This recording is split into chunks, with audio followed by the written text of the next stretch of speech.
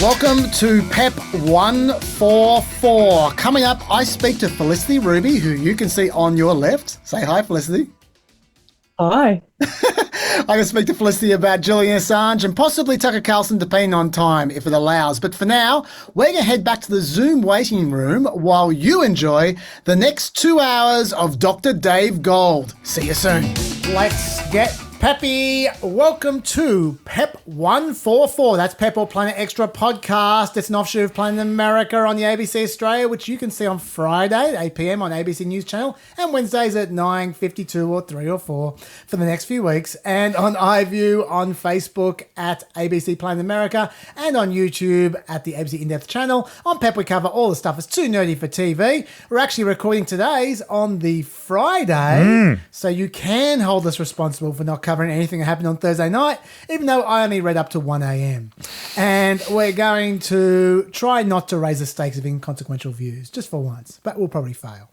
If you're listening, you can also see this podcast on Facebook and YouTube, and that's where you'll find Dr. Pepper himself, Dr. Dave Smith, with the wonderful mane of hair. Hey, Dave, tell us your disclaimer. Good afternoon. I'm Dr. David Smith. I'm an associate professor at the United States Studies Centre at the University of Sydney, but I don't speak for either of those institutions. When I'm pepping it up with you all, I am only speaking for myself. And while you're running hot, Dave, tell us what you're grateful for.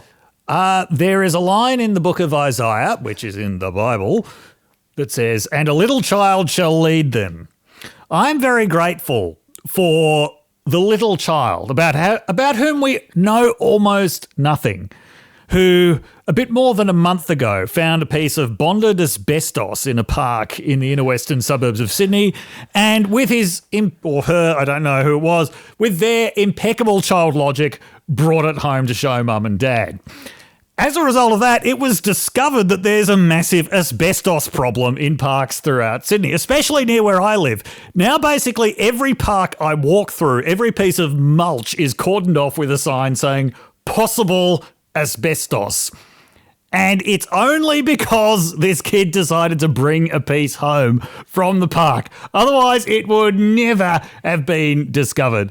Now, I don't know how serious a problem this actually is. I am told asbestos is mainly a problem when it's in building material and it's disturbed and long-term exposure, blah, blah, blah. But I was inspired to read a little bit about the history of asbestos. Do you know, Chaz, which country really stood in the way of the global asbestos ban for the longest time? Would it be Australia? No. I can't help you. It's Canada. Canada? Why Yes, is that? because the asbestos industry was so important in Quebec. Now, Canada was not the only global asbestos producer until recently. There were also producers in Indonesia and Brazil and other places, but it was Canada that provided the fig leaf of respectability. So this is a story of where asbestos, for a variety of historical reasons, had support from right across the political spectrum in Canada.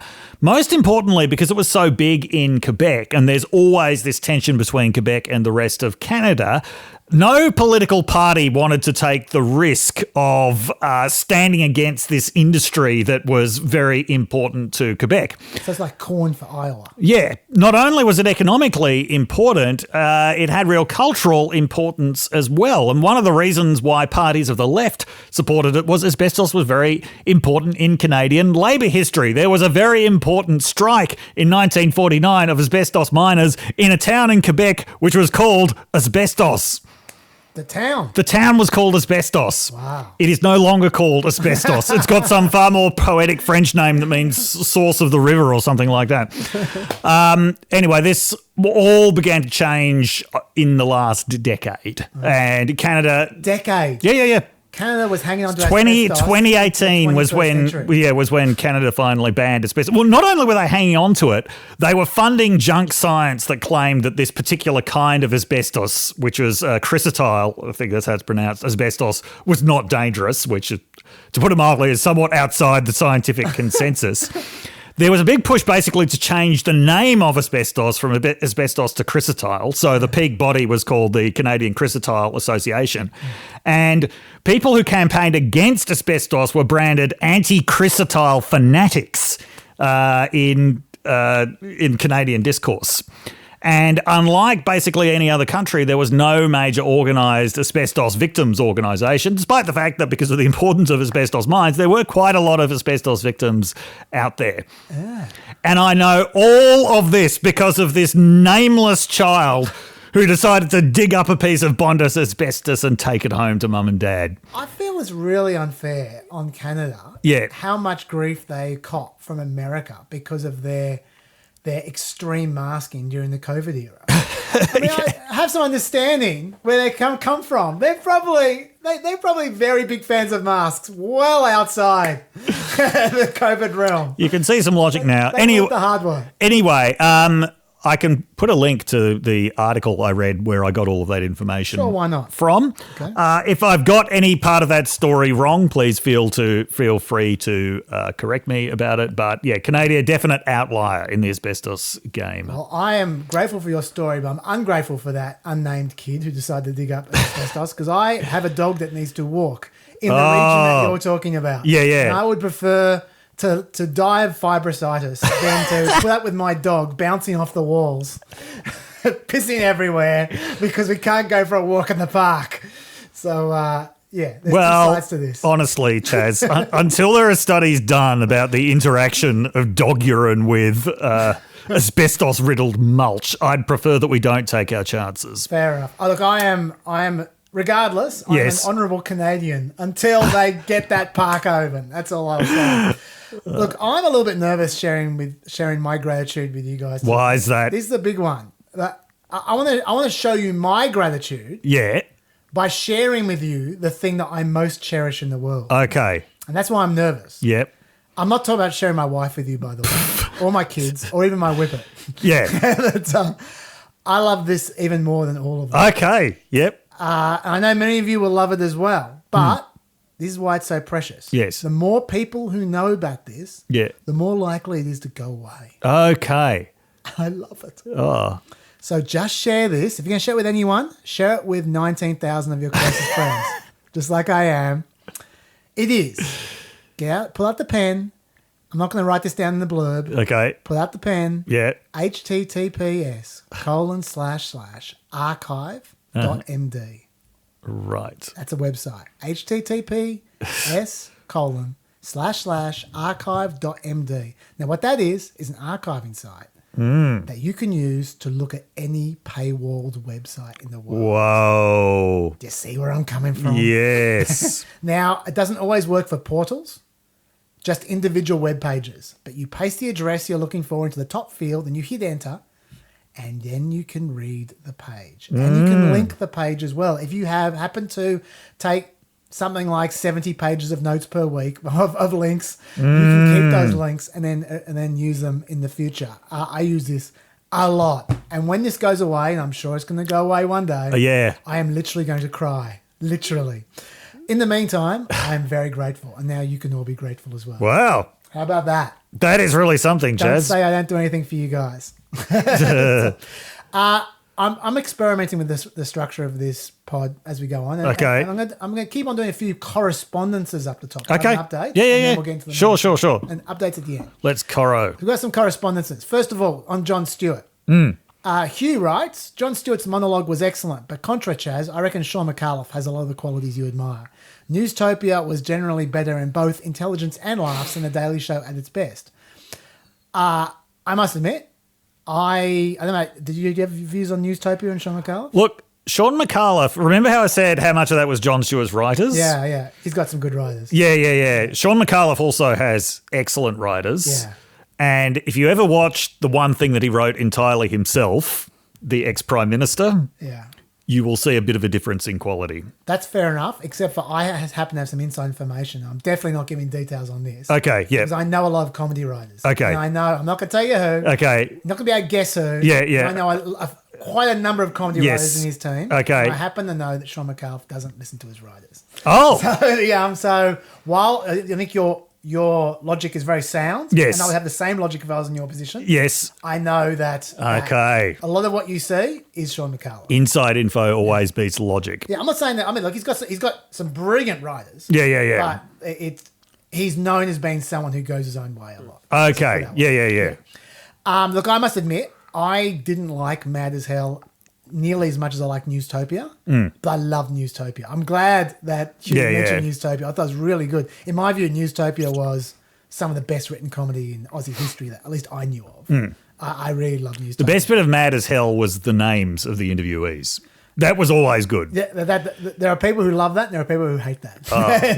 Well, now you know which one I am. Yes. And for the record, the first episode of In McAuliffe Tonight, I have never laughed harder watching TV than I laughed. Like that first episode, he's chocked. He just crammed every joke he possibly could into that. Okay. And it was just so good. If you ever That's why there were no good ones left for the ex-Prime Minister. Yeah, maybe. If you ever get a chance to see just the first episode, I mean, In McAuliffe Tonight had lots of good jokes, but if you ever see the first episode of In McAuliffe Tonight, I strongly recommend it because it was just so good. Anyway, so I agree with you about Sean McAuliffe, but in particular Newstopia. A few people also noted that Clapter most definitely was around before John Stewart. I was going to say something about this. Yeah. Because I read one, because I went and Googled it after this. Yeah. One account said it was coined by Seth Meyers. Yes. Specifically referring to The Daily In Show. 2005, referring to The Daily Show. Yes, That's correct. Okay. And Keith Gower made exactly that point. Okay, yes. And he linked me to an interview with Tina Fey. Yeah. Talking about it in 2008. Yes. Yes. What I should have said is it's gotten much worse since 2014. Well, everything has. But yeah, you're absolutely right. That was my mistake. Okay. Another bit of correspondence from 8 Sinsan writes, please, guys, no more swearing. I listen to you guys while working. I don't want to get fired, and I want to keep listening to you guys while working. Please, no more swearing. And I approve of someone who spends over 2 hours at a time listening to a podcast at work. Yeah. So I don't want to get you fired, and I certainly don't want you to stop to actually lead you to work. Yeah. So I'm going to try. I'm going to do my best. I right. can't guarantees. What about you, Dave? Do you think Look, I mean, the swearing is never planned. No. It just happens. Yeah, look, we'll see. I'll do my best. I'm going to forget. But in the meantime, I'm going to try. Let's see if we can get through an entire episode without swearing. At least one episode. You won't get fired for at least one episode of 8 Sinsan, I promise you. Not only am I going to stop swearing, I also will stop vividly describing porn. Just for you. Or in fact, anything that Lauren Boebert does in her spare time. But, another correspondence. A lot of people siding with you, Dave, against me. Yep. Chaz, on the question about Biden remembering dates. Oh, yeah. A lot of people said that they totally get Biden not remembering the year of Beau's death. For example, Michelle writes, my mother-in-law died 10 years ago, January 31. Rang my father-in-law because I never forget the date, but was shocked when he told me it was the 10th anniversary. I had to relate the year to about 3 other major events that happened around that time to confirm it in my head that she died in 2014. It took me a few minutes to work back. She was one of my closest friends as well as my kid's granny, but I can never automatically remember the year she died. So I have some empathy with Joe Biden in this matter. Fair enough. Yeah. I'm just sharing it with you because a lot of people agree.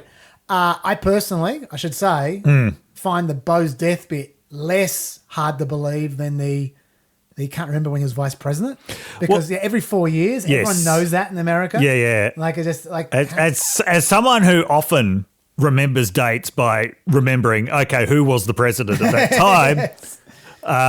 That one does seem a little bit more of a stretch, but I stick to my point. But anyway, but look, that's okay. I'm not trying to start it again. I'm just to show it. But I did want to acknowledge the people who have spoken. Yeah, bit of new info while we're talking about this about her. Yeah.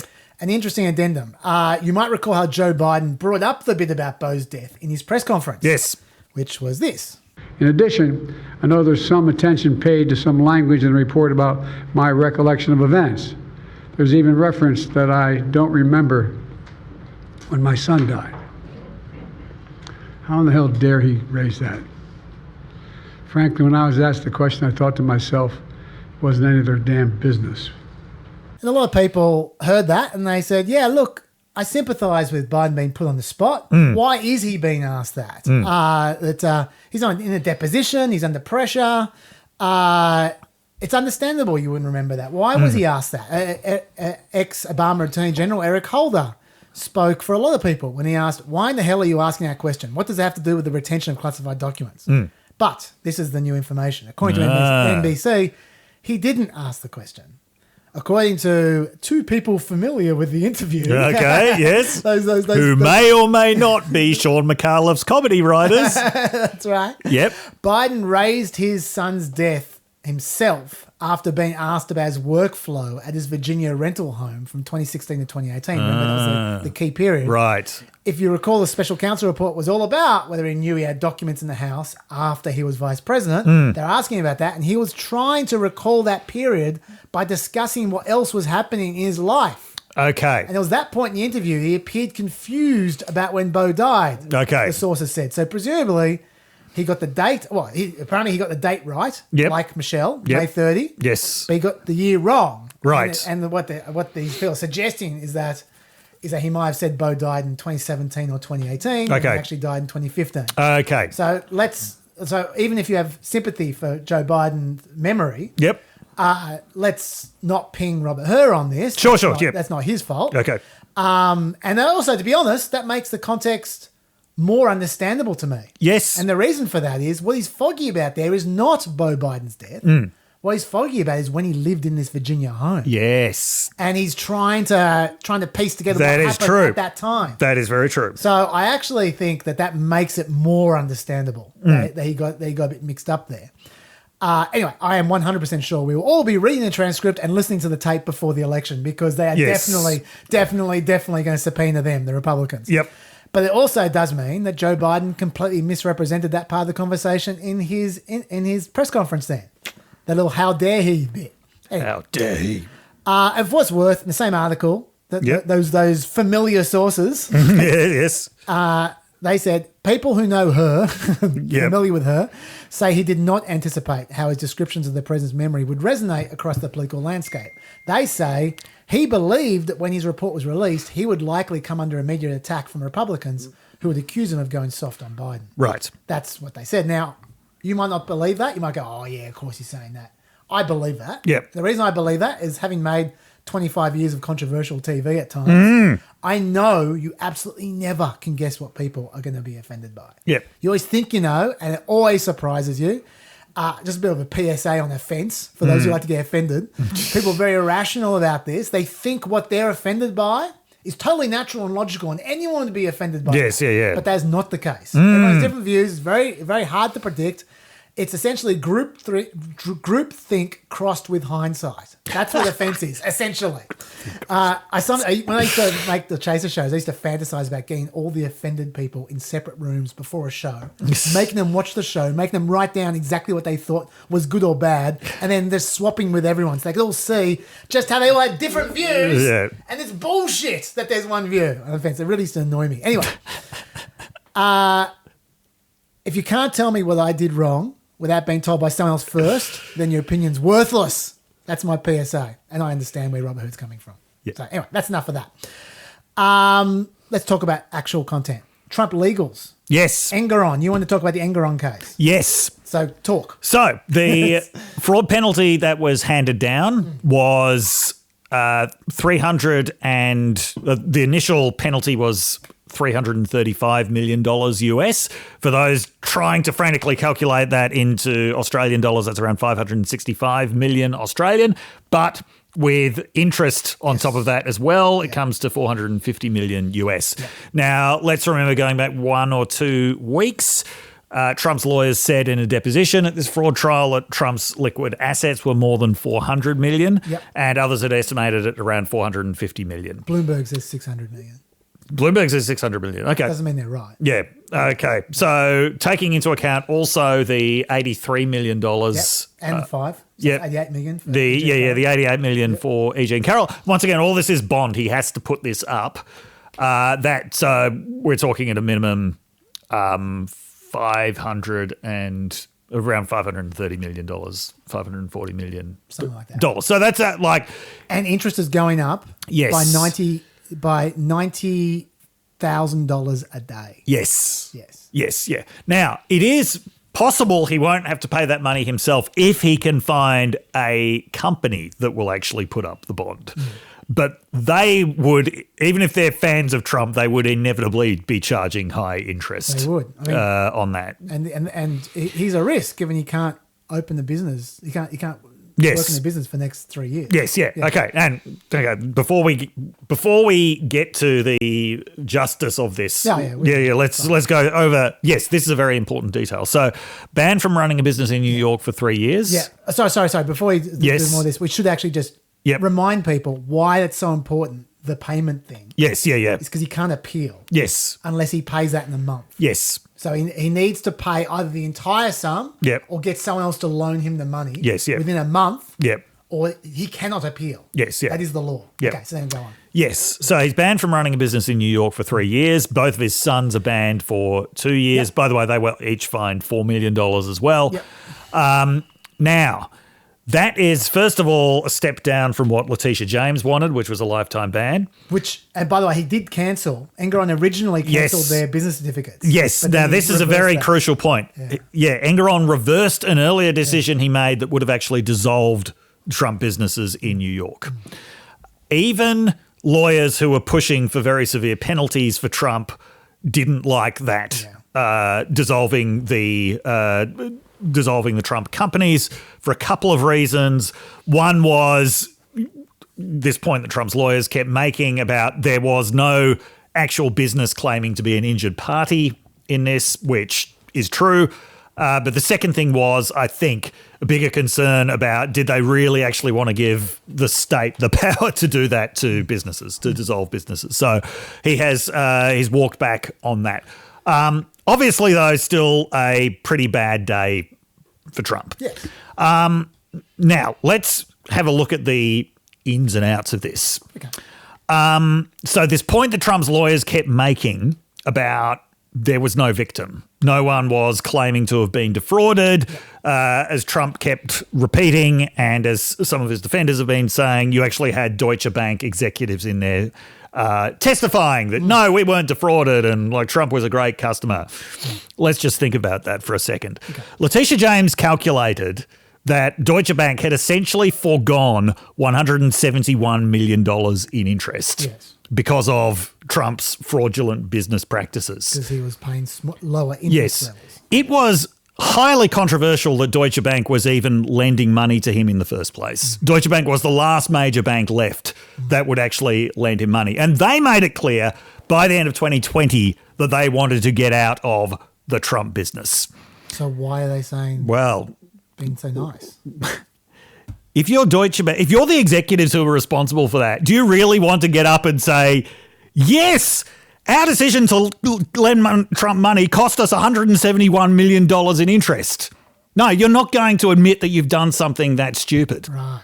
This is Deutsche Bank is already in serious PR problems because of the fact that they lent money to Trump. They're not then going to get up and admit that they were actually defrauded massively by Trump. And they probably also don't want former dobbers of rich guys. No. Because they like working with rich guys. That's right, yes. Yeah. And I mean, the specific relationship with Trump was there was one particular person at Deutsche Bank, and I think after he left, they didn't really want to have anything more to do with him. But they certainly don't want to say, retrospectively, this was like we really got fleeced on this. So you should put your money with Deutsche Bank because that's how good we are at business. The fact that Deutsche Bank is not claiming that they were defrauded is not a good measure of what was going on. And so just to pick up on what you just said, you said that they don't want to work with Trump anymore. No. Because one of the talking points that's been used by conservatives is that the ironic thing about this punishment. The ironic thing, yes. Is that Deutsche Bank want to do more business with Trump, but the punishment forces them to not do business with Trump for 3 years. On that, want to do more business with Trump, were they actually doing business with Trump? I got no idea. No, I mean, saying that, people saying, oh, yeah, he was great, we want to do more business with him, that's different from actually doing business with him. Yes, it is. Now, and on this point that Trump keeps making about how, we paid those loans back. Well, an ordinary person might look at the term paid those loans back and think, oh, yeah, he made the money from the proceeds of whatever business the loan was invested in, and he was able to pay it back. That would not be an accurate description of what happened. What happened was that a billionaire partner basically swooped in and helped Trump refinance a bunch of real estate deals, remortgage a bunch of business, and restructure his debt. Most of that's Trump still owes So a few years ago, do you remember all the talk like Trump is $900 million in the hole to Deutsche Bank and it's maturing in the next couple of years? This is why Deutsche Bank wanted to get out of this, right? Yeah. And then all of a sudden that vanished. Yeah. It's because his debt was restructured, mortgages were refinanced, and his real estate holdings were restructured. Now, the bank that now holds a lot of that debt is called Axos. Have you ever heard of Axos before? I have Axios. No, not Axios. No, it's not the media company. Oh, okay. No, but it's a bank whose I have ACOS. It's a bank whose business perspective. It's a bank whose business prospectus would be about the size of an Axios article. Okay. Like they've got about $16 billion and they now hold like a lot of Trump's debt. Oh. Not the entire 1.1 billion that he still owes, but a lot of it. So do they want to do business with Trump? Yes. You know why? Because they're linked to Jared Kushner. Oh, okay. Yes. That makes sense.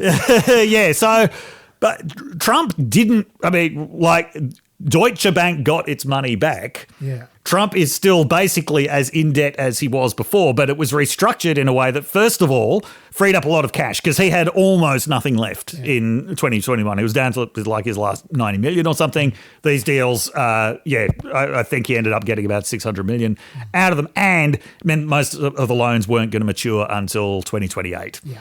So basically, there's a lengthy article about this. I will also link to it from Forbes in 2022 about how all of this happened.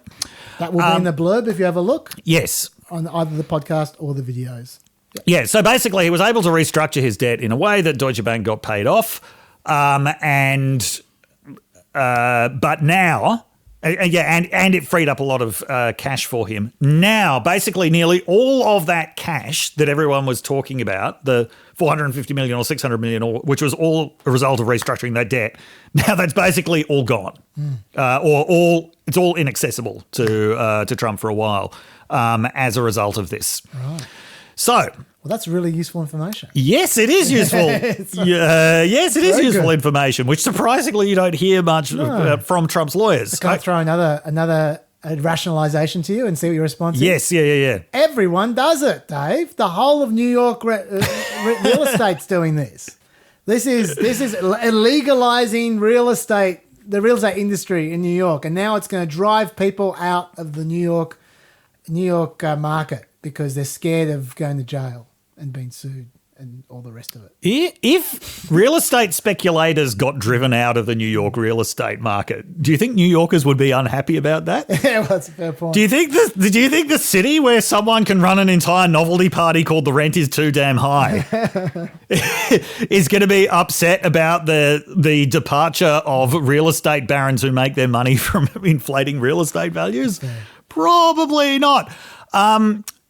Okay, but on this... sorry, hang on. I just want to say Engeron addressed that particular point as well. Engeron in his ruling said, the common excuse that everybody does it is all the more reason to strive for honesty and transparency and to be vigilant in enforcing the rules. Yes. I happen to agree with him on that. Like, I think that's if you've got a culture of impunity, you need to start somewhere. Yes, absolutely. And okay, on the it's a victimless crime point,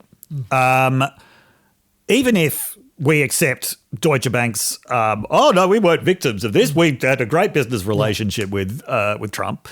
Even if you accept that, Oren Kerr made a very good point over at Reason. What an interesting stable Reason is these days. Oh, my God, they've got some interesting writing. Yeah. Oren Kerr made the very good point that there are a lot of drunk driving incidents which are victimless crimes as well. I've got the quote here. Let me read the quote. Hit it with us, Chaz. Brilliant. Yes. The basic idea is akin to when a state suspends a driver's license for drunk driving. The state has granted the person a driver's license premised on the idea that the person will drive reasonably safely. But when the person has been shown to drive dangerously, the state will come in and revoke their license. Critically, that's true even if the person who drove drunk made it home safely on that particular trip. We can imagine a person who drove drunk but didn't crash might think it's unfair to revoke their license. It's a victimless crime, they might say. No one was hurt that night. But we are accustomed to the idea that it's the established risk of harm not actual harm, that is the plausible reason to withdraw the license. A person might have somehow made it home safely last night, but perhaps it's not a bad idea to take away the keys for a bit so they don't engage in that same risky conduct again tomorrow night. That's right. And another thing I'm grateful for is that there's no such thing as a walking license that someone can take away for being drunk. Otherwise, mine would have been confiscated a long time ago and never returned. So there's another argument which is made a lot, which is that this is unique persecution of Trump. And I want to come back to this one because this one actually has some elements that can't really be wished away, okay? But before I come back to that one, I want to say that argument that Trump is being uniquely persecuted really tends to wash out the other claim that Trump and his allies like to make, which is, well, no one's safe now. Yeah, no one can do business in New York anymore. That's true. No. If you're going to claim that only he is subject to this unique persecution, you can't at the same time run the argument that everybody is vulnerable to this. Okay, before you address this, yes, I want to inject one little thought, which I think comes before that thought. Yes, which is that reading Engeron's ruling, right? I didn't read the whole lot, but I read it. It reminded me very much of the E.J. Carroll case. Right, yes. Which was that he focused very much on Trump's lack of contrition. Yes. Quite. Defendants did not commit a murder or arson. They did not rob a bank or at gunpoint. Donald Trump is not Bernard Madoff, yet defendants are incapable of admitting their error of their ways. The complete lack of contrition and remorse borders on pathological. The defendant's refusal to admit error, indeed to continue it, according to the independent monitor, constrains this court to conclude that they will engage in it going forward unless judicially restrained. Indeed, Donald Trump testified that even today, he does not believe the Trump organization needed to make any changes based on the facts that came out during this trial. So once again, Trump's refusal to observe the authority of the law is what costs him. That's what cost him with E.J. and Carroll. That's what costs him now. It's been a very long time since Trump was forced to de-escalate when he gets in trouble. Yes. He might have lost the ability to do it. Yeah. And his refusal to accept accountability is what's costing him over and over again. And to be honest, it should be what worries people who want him to be president. Yes. Because he's going to refuse accountability there as well. And one other thought before you get onto your point here is, let's be clear, he is obviously guilty of this offence. And it's telling that of all the excuses we've come up with, that they're talking about, not one of them is the ruling is incorrect. No one is saying that. None of his defenders are saying that this is fictional. No. It's completely made up. Like, at one point in time, Trump was running with that. Yep. But he stopped. Yes. He doesn't talk about that anymore. He just admits that he did it. Yes. But he feels that it's the unfairness that's the issue, not the actual question of guilt. Yes. And we should remember that. Yes. But, anyway, go on. Yes. And on that point that you were just making, in my book, Religious Persecution and Political Order in the United States, about a completely different topic, nonetheless actually made a similar point to the one that you've just made, which is agents of state authority, and judges are one of them, one of the things that they care most about is their authority and maintaining the structures on which their authority is based. No matter what their political leanings are, no matter what vision of society they're committed to, if you actually attack the basis of their authority, they are going to come after you. Yeah, and that's a useful thing to keep in mind if ever you're facing a courtroom situation, along with have a lawyer. It's the judge is not going to respond well to you attempting to undermine their authority. Okay. Double standards. Okay, yes. Now, what I find, as I said, the element of this that can't be wished away is I think it is undeniable that one of the reasons why Trump is facing this difficulty is because of his high political profile. Yeah. If he had never run for president back in 2016, if he had never been president, he wouldn't be facing these problems now. He's been doing this for decades and he hasn't faced these problems. Yes. Absolutely right. Yes. That is absolutely correct. So is this actually unfair? First of all, let's deal with some of the sillier analogies that are out there. Sure. They're likening himself to Navalny. Yes. which is a few months ago he was likening himself to Nelson Mandela. I've got the quote here. Yep. This Judge Arthur Engeron ruled against you for almost $500 million plus interest that runs every day. When I first read this, like $87,000 a day. How will you put up that kind of money? Because you have a bond to put up. Even if you appeal, you got to put up escrow money. That's it's a lot of dough. It is a form of Navalny. It is a form of communism or fascism. It's a form of Navalny, communism, and fascism. Yes. That's quite a trio. Yeah, it was the Nelson Mandela one, though. That was I remember our friend Lachlan Hodson over at Pedestrian TV asked me for comment on that one, and all I could really come up with was that congressional Republicans were way more supportive of Donald Trump than they ever were of Nelson Mandela when he was facing legal problems. And look, it is true, certainly, that in authoritarian countries, trumped up legal charges are often used against political opponents. Think of the classic examples of Anwar Ibrahim going to prison for sodomy in Malaysia and stuff like that. But there's a really critical difference here.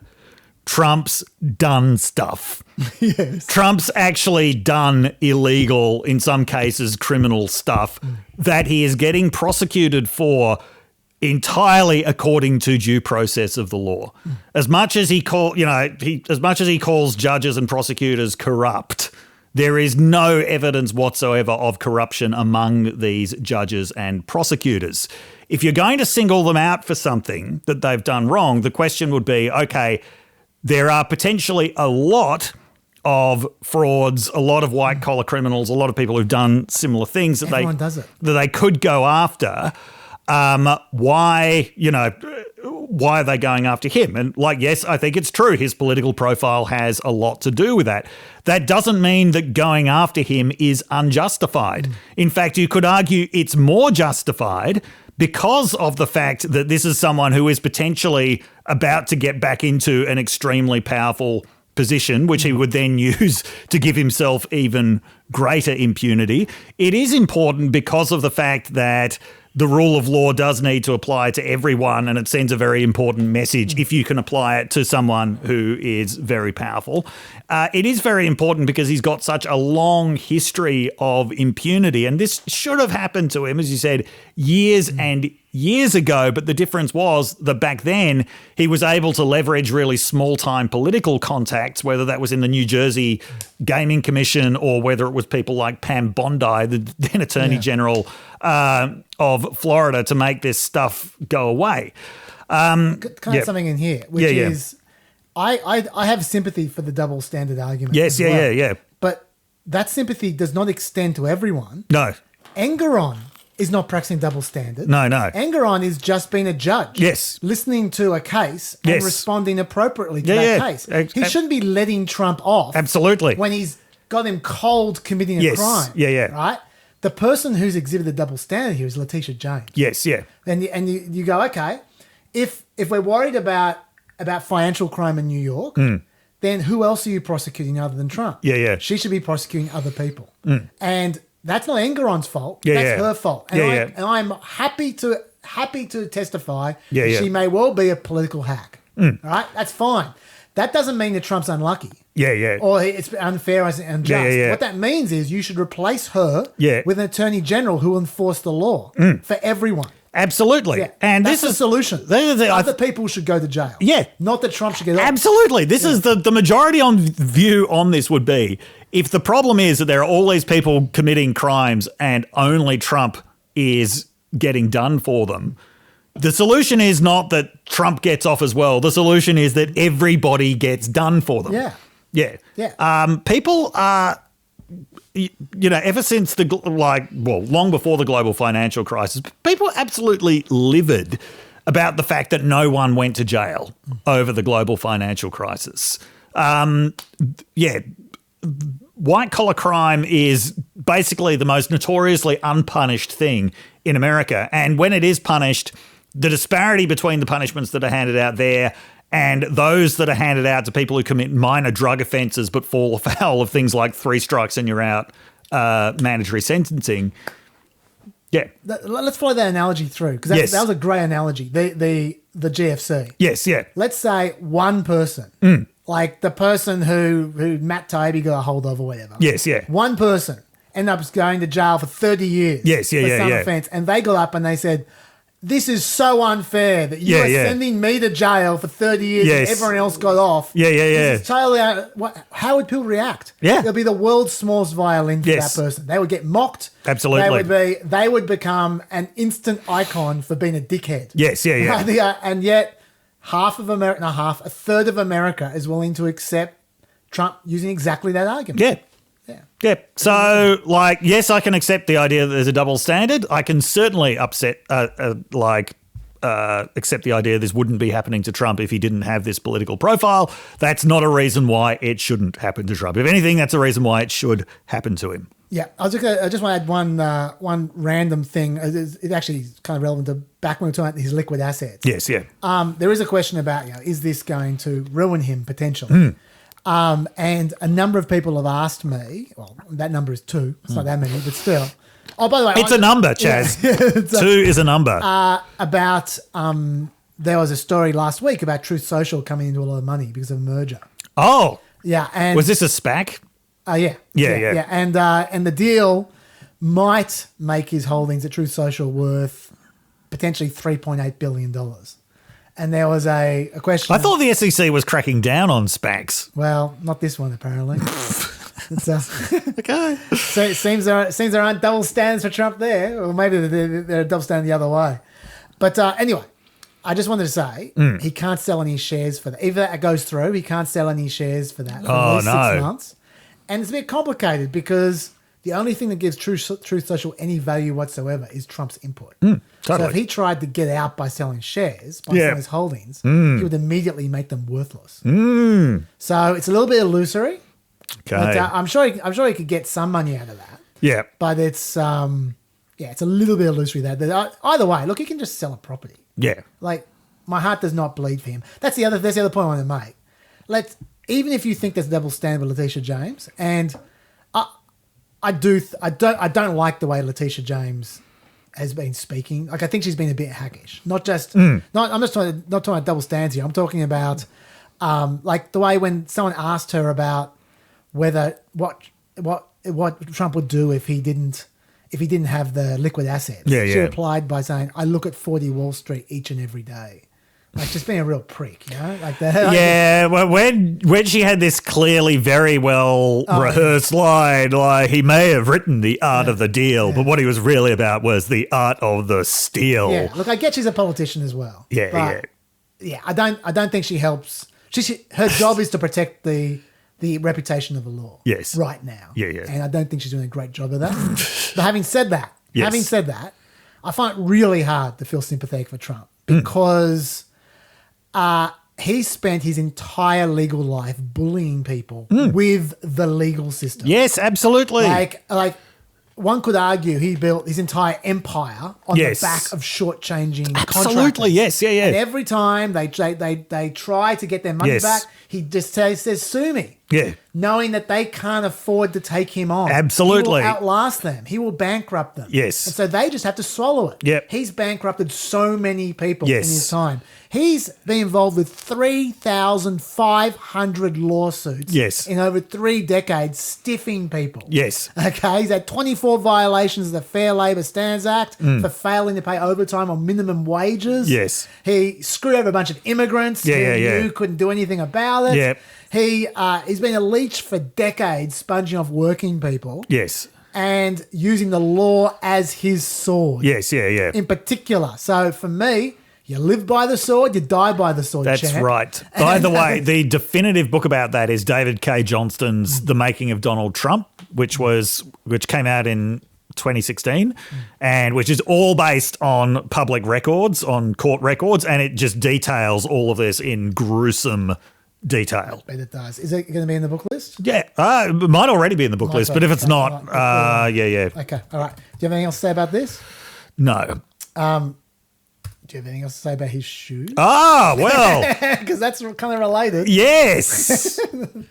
Yes. So just to put a misconception to bed, no, he is not selling shoes to try to cover his costs. This has been in the works for a while. Yes, this has been in the works for a while. So the Trump Air Force Ones debuted.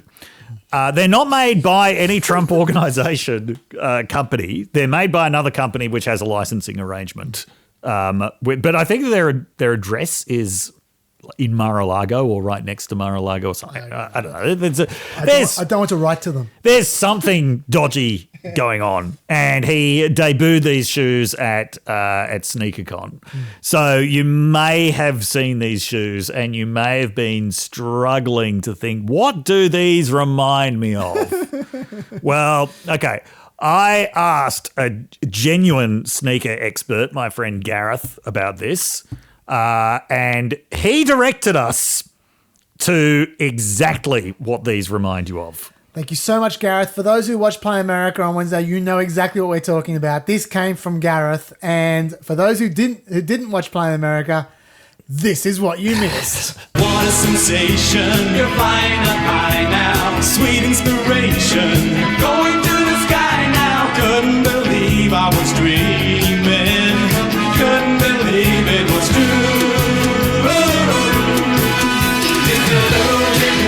Life is going my way when I'm walking in my golden shoes. Everything I ever dreamed has suddenly come true. Dig-a-loo, let this miracle stay. I could be whatever I would choose. Please don't wake me up, I'm waking up of me and golden shoes. Now, I've played it to myself, honestly, about 50 times in the last 3 days. obviously, Trump missed a golden opportunity by not using that song in the marketing. Not that he would have been able to afford that song. That song won Eurovision. Yeah, that song, I should say, is Diggy Loo Diggy Lay by Harry's with an apostrophe. Yes. They are of Harry. Of Harry. They won Eurovision in 1984 when it was held in Luxembourg, which means Luxembourg must have won it the year before, I think. So. That's how it works. And they were, I think, at the time, the youngest ever winners of Eurovision. They were all in their teens. They're from Sweden. They're all brothers. Of course. Yes. And I think they're still going. And I got no idea. I have an interesting fact about them. Yeah. According to the Guardian reviewer that I looked at, that was in the Eurovision rankings. Yes. That was the outright worst Eurovision entry in 69 years. Oh, what? Oh, sorry, the outright worst Eurovision winner in 69 years, according to The Guardian. They're a bunch of snobs. I'm going to read you what they said. Diggy Loo Diggy Lay sounds like the results of an experiment to deliberately synthesize an abysmal Eurovision entry. Antiseptic sound, meaningless title, mind-boggling lyrics, some frightful old balls about magical golden shoes, and a chorus that brings about a complete collapse of the will to live. You elite snobs at The Guardian. They're not a publication of the people. What do they think they're usually seeing at Eurovision? Anyway. So let's talk about yes, thank you, Gareth. And let's talk about the shoes themselves, because the golden ones, that was very limited edition. There were only 1,000 of them and they sold out very quickly. So they were retailing for $400. And there were red and white ones that were retailing for $200. Now, so these were like if you were being charitable, you would call it a homage to Air Jordans, the Air Jordan ones, and with the very witty pun, Air Force ones. Very good. But it's a beautifully kind of typical Trump product in terms of it's an unmistakably cheap imitation of a luxury product that is actually more expensive than the luxury product that it's ripping off. Yes. Now, I'm not... $399 isn't outrageous for sneakers, if they're good sneakers. It's not, but that's a lot more expensive. They're not going to be good sneakers. That's a lot more expensive. Yeah, A, they're not going to be good. B, that's a lot more expensive than Air Jordans. Yeah. Yeah. So, nothing against cheap knockoffs, right? Cheap knockoffs are a very important part of the global fashion market. I'm sure your colleague Craig Rucastle would say something very boring about the environmental impact of them. He certainly would. Yeah. But nonetheless, they are recognised as they're a real source of creativity and skill in their own right to do a skillful knockoff of something. There's actually a great scene in the original novel Crazy Rich Asians by Kevin Kwan describing this astronomically wealthy woman from Singapore taking a shopping trip to Guangzhou in China, going back to her old haunts to look for knockoff Gucci handbags and being very sad to find that they're now actually selling the real thing. And this is, she says, because of all these newly wealthy Chinese. And she's like, oh, yeah, only the vulgar nouveau riche actually want the real thing. So, cheap knockoffs, they're their own form of art. But the point is they're cheap. Yeah, even rich people like them because they're cheap. Yes. The mindset of someone who wants a Trump product that is a cheap knockoff that is more expensive than the thing that it's knocking off, that is the ultimate Trump supporter. That is the true believer. That is just the essence of Trumpness. And that's what these shoes are going for. But despite all of these great revelations, Chaz, the fact is that most of the major news outlets that covered this completely buried the lead in ways that I find absolutely unacceptable. What's the lead?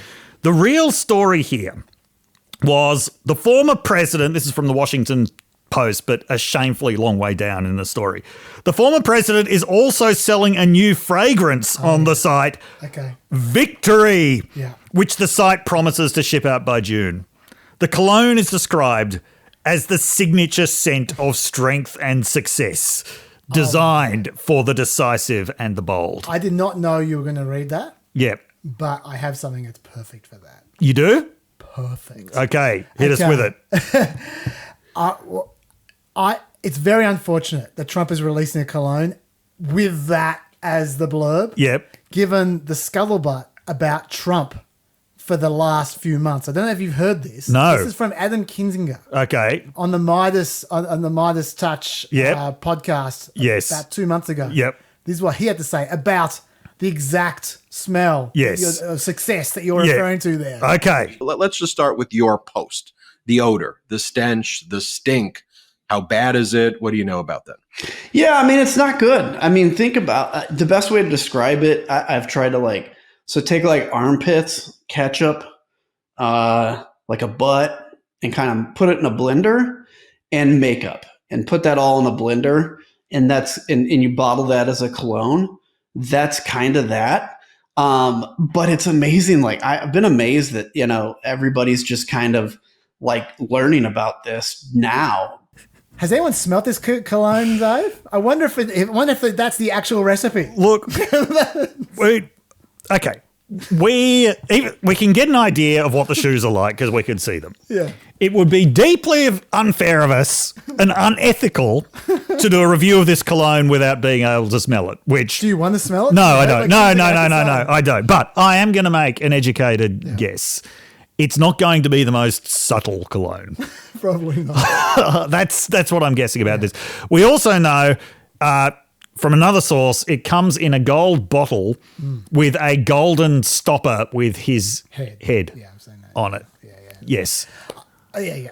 I got to say, by the way, I was just thinking back when we played the Harry's song. Yes. For those who are listening to this, I always forget people listen rather than watch. Yes. What they were three Swedish kids with golden shoes. Yes, yeah. For those who are listening, they go, why am I listening to this song? With different coloured outfits and golden shoes. Yes, they do mention the golden shoes in the song. They did. Though, in case you couldn't see them. They did. Yes. But also, I feel a bit dirty playing that from Kinzinger because I've been sitting on that for 2 months. I didn't play it. And the reason I didn't play it was because I felt a little bit like Greg Gutfeld.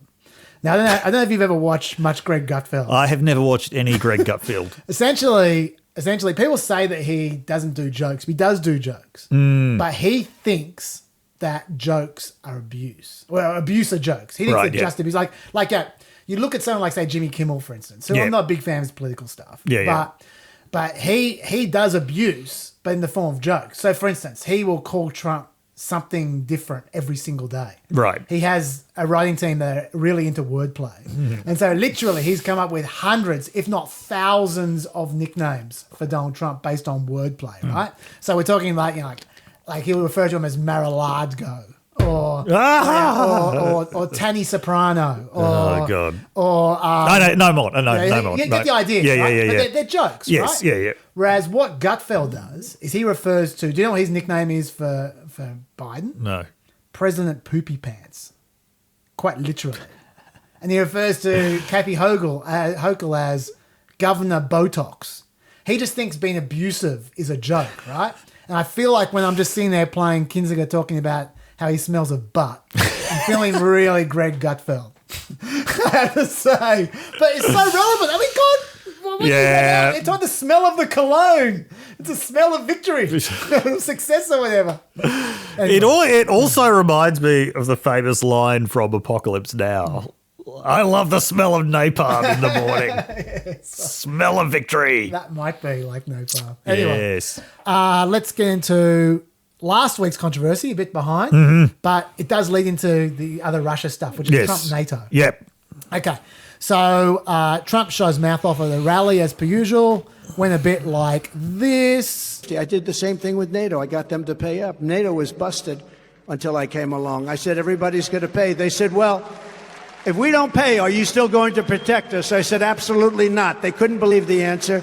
And everybody, you never saw more money pour in to Secretary General Stoltenberg. Well, I don't know if he is anymore, but he was my biggest fan. He said, all these presidents came in, they'd make a speech, they'd leave, and that was it. And they all owed money, and they wouldn't pay it. I came in, I made a speech, and I said, you got to pay up. They asked me that question. One of the presidents of a big country stood up and said, well, sir, if we don't pay and we're attacked by Russia, will you protect us? I said, you didn't pay? You're delinquent? He said, yes, let's say that happened. No, I would not protect you. In fact, I would encourage them to do whatever the hell they want. You got to pay. You got to pay your bills. And the money came flowing in. First of all, that clearly didn't happen. That story, Yep. obviously, it's a Sir story. Yes, yeah. We know the Sir stories. It's the universal Trump code for I'm making this up. Yes. A European leader of a major country, they're not going to call Trump Sir. No. But, we've also seen what Trump is like in front of actual world leaders. Yes. He doesn't talk like that. No, he doesn't. He's like a sulky little boy in a corner. Yes. That's what he's like. Yeah. He's no maverick. No. so I just don't think he did speak like that in front of anyone. Thirdly, if this ever happened in the real world, Yeah. it would be leaked before he finished saying the sentence. Yes, absolutely. Yes. Yeah, There's yeah, no yeah. way they would have held on to that for 4 years No. without that getting out. No. So I just don't think it's true. But I want to talk about the substance quickly because this hasn't gotten covered quite so much. On the, as far as NATO countries not spending enough on defense, Trump is absolutely right. He's 100% correct. They do not. Europe does free ride off America's defense power. It has for a very long time. In 2022, the US had 54% of NATO's combined GDP and 70% of its combined defense expenditure. In fact, right now is a high point for NATO in Europe paying Europe spending money on defense. It used to be way worse. Yes, yeah, yeah. I'll put up a graph for you guys right now. If you have a look, the dark lines are 2023. The light lines are 2014. 11 of the 31 countries in NATO were spending 2% in 2023. On the graph, you can see there.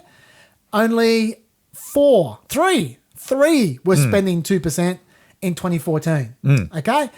You can also see, as far as countries spending 1.5%, there are now 22 countries spending 1.5% of their GDP in defence. In 2014, there were 8 countries. So there's a lot more spending now than there used to be. Still not 2%. Still not even close to what America does, right? Now, NATO's Secretary General Stoltenberg said after Trump's speech, he expects in 2024 there'll be 18 of the 31 NATO countries spending 2%, which is the guideline, the threshold they're supposed to go for. Trump will probably take credit for that. He does tend to do that, but I think that was kind of happening anyway. Yes. Because what's been happening, it seems to me, is their spending has increased after Russia invaded Ukraine. Yes. That's what's happening. That is the main reason, Yeah. yes. And it's scaring the crap out of NATO, essentially. Yes. There are only 7 countries spending 2% in 2022, and it's shot up since then. Yeah. But they'll probably let Trump take the credit. There's a NATO meeting in Washington in July. I expect they'll do lots of, we're paying attention, sir. And they'll make him feel really good. He'll strut around with his chest out. That's the way the Europeans like to work Trump. So Yes. I'm sure they'll do that again. We heard a lot about how Trump doesn't understand how NATO works. I've said this myself many Yes. times. That he treats it like a membership, that there's like a membership fee. Yeah. And that's not the case. No. They're spending defence, and the free riders don't own NATO money. They should just spend more to support the defence effort, right? The mutual defence effort. And he talks like money's piling in ever since he talked up. Money's not piling in anywhere. That's not how it works.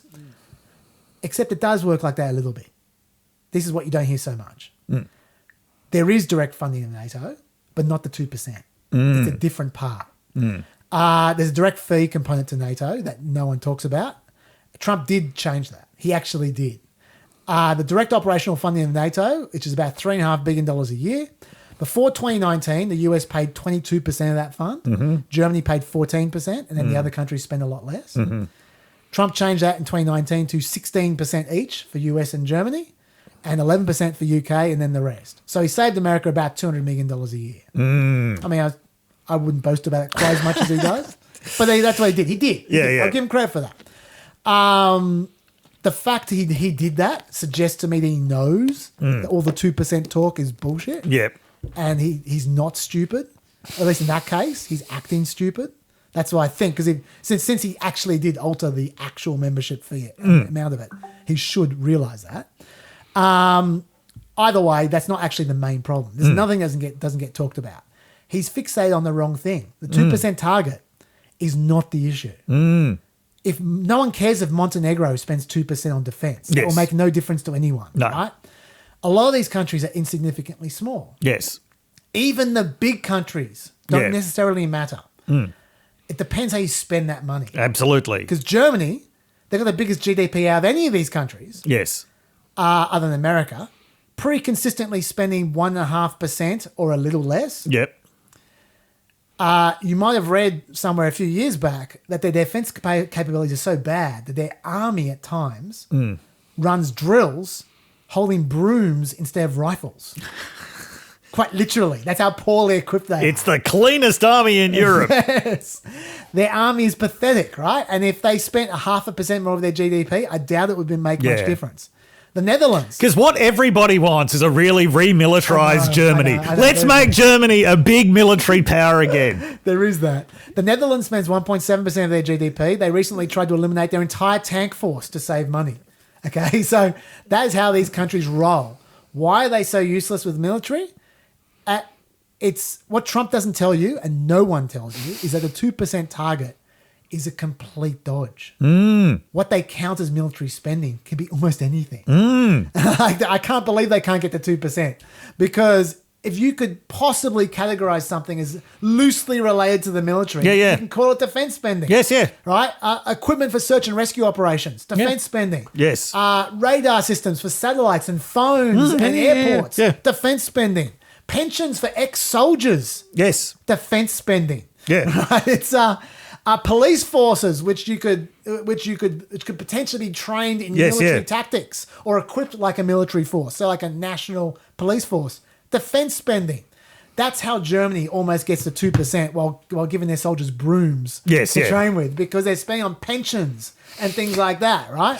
So it's the will to defend that actually matters. And the example I give on this is Poland, which really wants to defend themselves ever since Russia invaded Ukraine. They're going to 4% of spending, and their army is becoming quite an army. And they could invade Germany. Well, turn the historical tables. They could just bring a whole bunch of dust, and that would screw them up. But Europe as a whole, they have no will to defend themselves. They know America will. That is true. That is absolutely true. And so, if Trump wants real military help from Europe, then he has to find a way to inspire the same attitude in other countries. Yes, yeah. There's in Poland. I don't know how he does that, to be honest. In the meantime, Like other countries being on the border of Russia? yeah, well, they're already there. Well, yeah. Anyway, so this is all play acting for his fanboys, Yes. essentially. Yeah. But another thing, and this has been said a couple of times, but it should be said again, Yeah. is mutual defense is not actually what NATO offers America anyway. No. Like, it offers, number one, containment of Russia. Yes. That's the first thing. it Absolutely. offers. Yeah. Just the presence of these countries on the Yes. border of Russia contains That's Russia. right. Yep. That's the first thing. Because if NATO didn't exist, then Yes. no one's going to defend some bush in Finland, No. right, from Russia. But if they have to, because Yes. of NATO, then Russia is not going to touch that bush. Yes. That's how NATO works. Yep. Right? That's the first thing it offers America. Yes. The containment of its number one geopolitical opponent. Yes. The other thing it offers is legitimacy. Like, Article 5's only been invoked once. That was for 9/11. Yes. So America had way more buying into Afghanistan than it would Yes. have otherwise had because Yeah. of NATO. That's right. That's what NATO offers. Yes. And I mean, this point's been made so often that it's hardly worth making. But yeah, when Trump says, oh, if we got attacked, they wouldn't come to our aid. It's like, no, the only time in the entire history of the organization that someone got attacked and Article 5 was invoked was 9/11. But also, it's not like if America gets attacked, Yeah. they don't need anyone to come to their aid. They're pretty good at taking care of themselves, right? They are. Yeah. The issue. That's not the interest. That's not the issue. The issue is when American interests are attacked. Yes. That's the issue. And they give America legitimacy to kick some ass. Yes. In those moments, right? So what's happened is the world is kept on America's terms, essentially. Yep. It's kept relatively safe. And when America wants a war, it's likely to seem more legitimate as a result. Yep. That all makes NATO a good deal for America. And by the way, as a little aside, we're about to get to Tucker Carlson's interview. If Putin is telling the truth in Tucker Carlson's interview, that he floated the idea of Russia joining NATO to Bill Clinton, and Bill Clinton turned him down, I think that was a mistake. Because I think that would have helped NATO. And it would have been great to just freeze the world in the place it was in 2000. Yeah. Like, so no one's invading anyone. That would have been great. I don't know why they didn't do it. I remember. I think this was a real thing. Yeah. This was actually. I mean, I don't know how far the discussion got, but I think the idea was actually floated. Yeah, yeah. But anyway, I just don't flag that. That just It's okay. So that's all the NATO stuff. Do you have anything to say about any of that? No. Okay. Is Trump actually threatening NATO? People say that he doesn't actually mean it. He didn't take America out of NATO the first time around. Why would he do it in his second term? That's the Marco Rubio line. He was talking about a story that he talked about happened in the past. By the way, Donald Trump was president, and he didn't pull us out of NATO. In fact, American troops were stationed throughout Europe as they are today. They were then as well. But he's telling a story, and frankly, look, Donald Trump is not a member of the Council of Foreign Relations. He doesn't talk like a traditional politician. And we've already been through this now. You'd think people would have figured it out by now. What he's basically saying is, if you see the comments, he said NATO was broke or busted until he took over because people weren't paying their dues. And then he told the story about how he used leverage to get people to step up to the plate and become more active in NATO. He's not the first American president. In fact, virtually every American president at some point in some way has complained about other countries in NATO not doing enough. Trump's just the first one to express it in these terms, but I have zero concern. That's fine. I mean, I agree with the logic that's there, but in NATO's case, of course, the rhetoric is what counts. Yes. It's like just imagine if Elon Musk, for instance, said one day, just turned up on Twitter and said, I'm going to sell all my Tesla stock. Yeah. And the next day he said, just kidding. But Tesla went to a nosedive. Yeah. And he said, well, I didn't do anything. No, it's the rhetoric. Yes. That's the issue. Yes, NATO is about deterrence, entirely about deterrence. Its bark is supposed to be worth a lot more than its bite. Yes. Right. I also don't think that Marco Rubio is telling the truth about his view because John Bolton, I think, has got him covered. And I would say to Marco, for whom I have an awful lot of respect, if you don't think Trump is serious about getting out of NATO, then why did you recently co-sponsor legislation requiring approval by 2/3 of the House and the Senate before a president can withdraw from NATO. Is there some other president or would-be president out there that you think is going to withdraw other than Donald Trump? I'd certainly like to hear that. I think it's a fair point. I think it is a fair point. Also, Bolton knows where the bodies are buried on this issue because obviously he worked with Trump. Yes. And he loves NATO. Yeah. And he said this, look, I was there when he almost withdrew. He's not negotiating. His goal here is not to strengthen NATO. It's to lay the groundwork to get out. I think there are some Republicans who support Trump out there saying, oh, it's not a big deal. He's not going to do it, so on and so forth. I'm telling you, I was there in Brussels when he damn near did it. And I have one other thought about that, which is remember in 2016, before any of this, Trump said, I said, here's the problem with NATO. It's obsolete. Big statement to make when you don't know that much about it, but I learned quickly, he said back in 2016.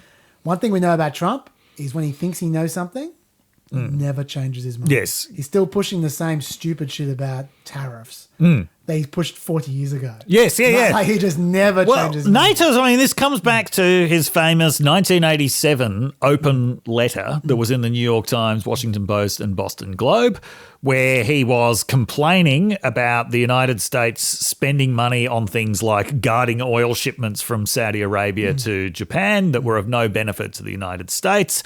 And what he specifically said in that was that the United States should tax other countries for American protection.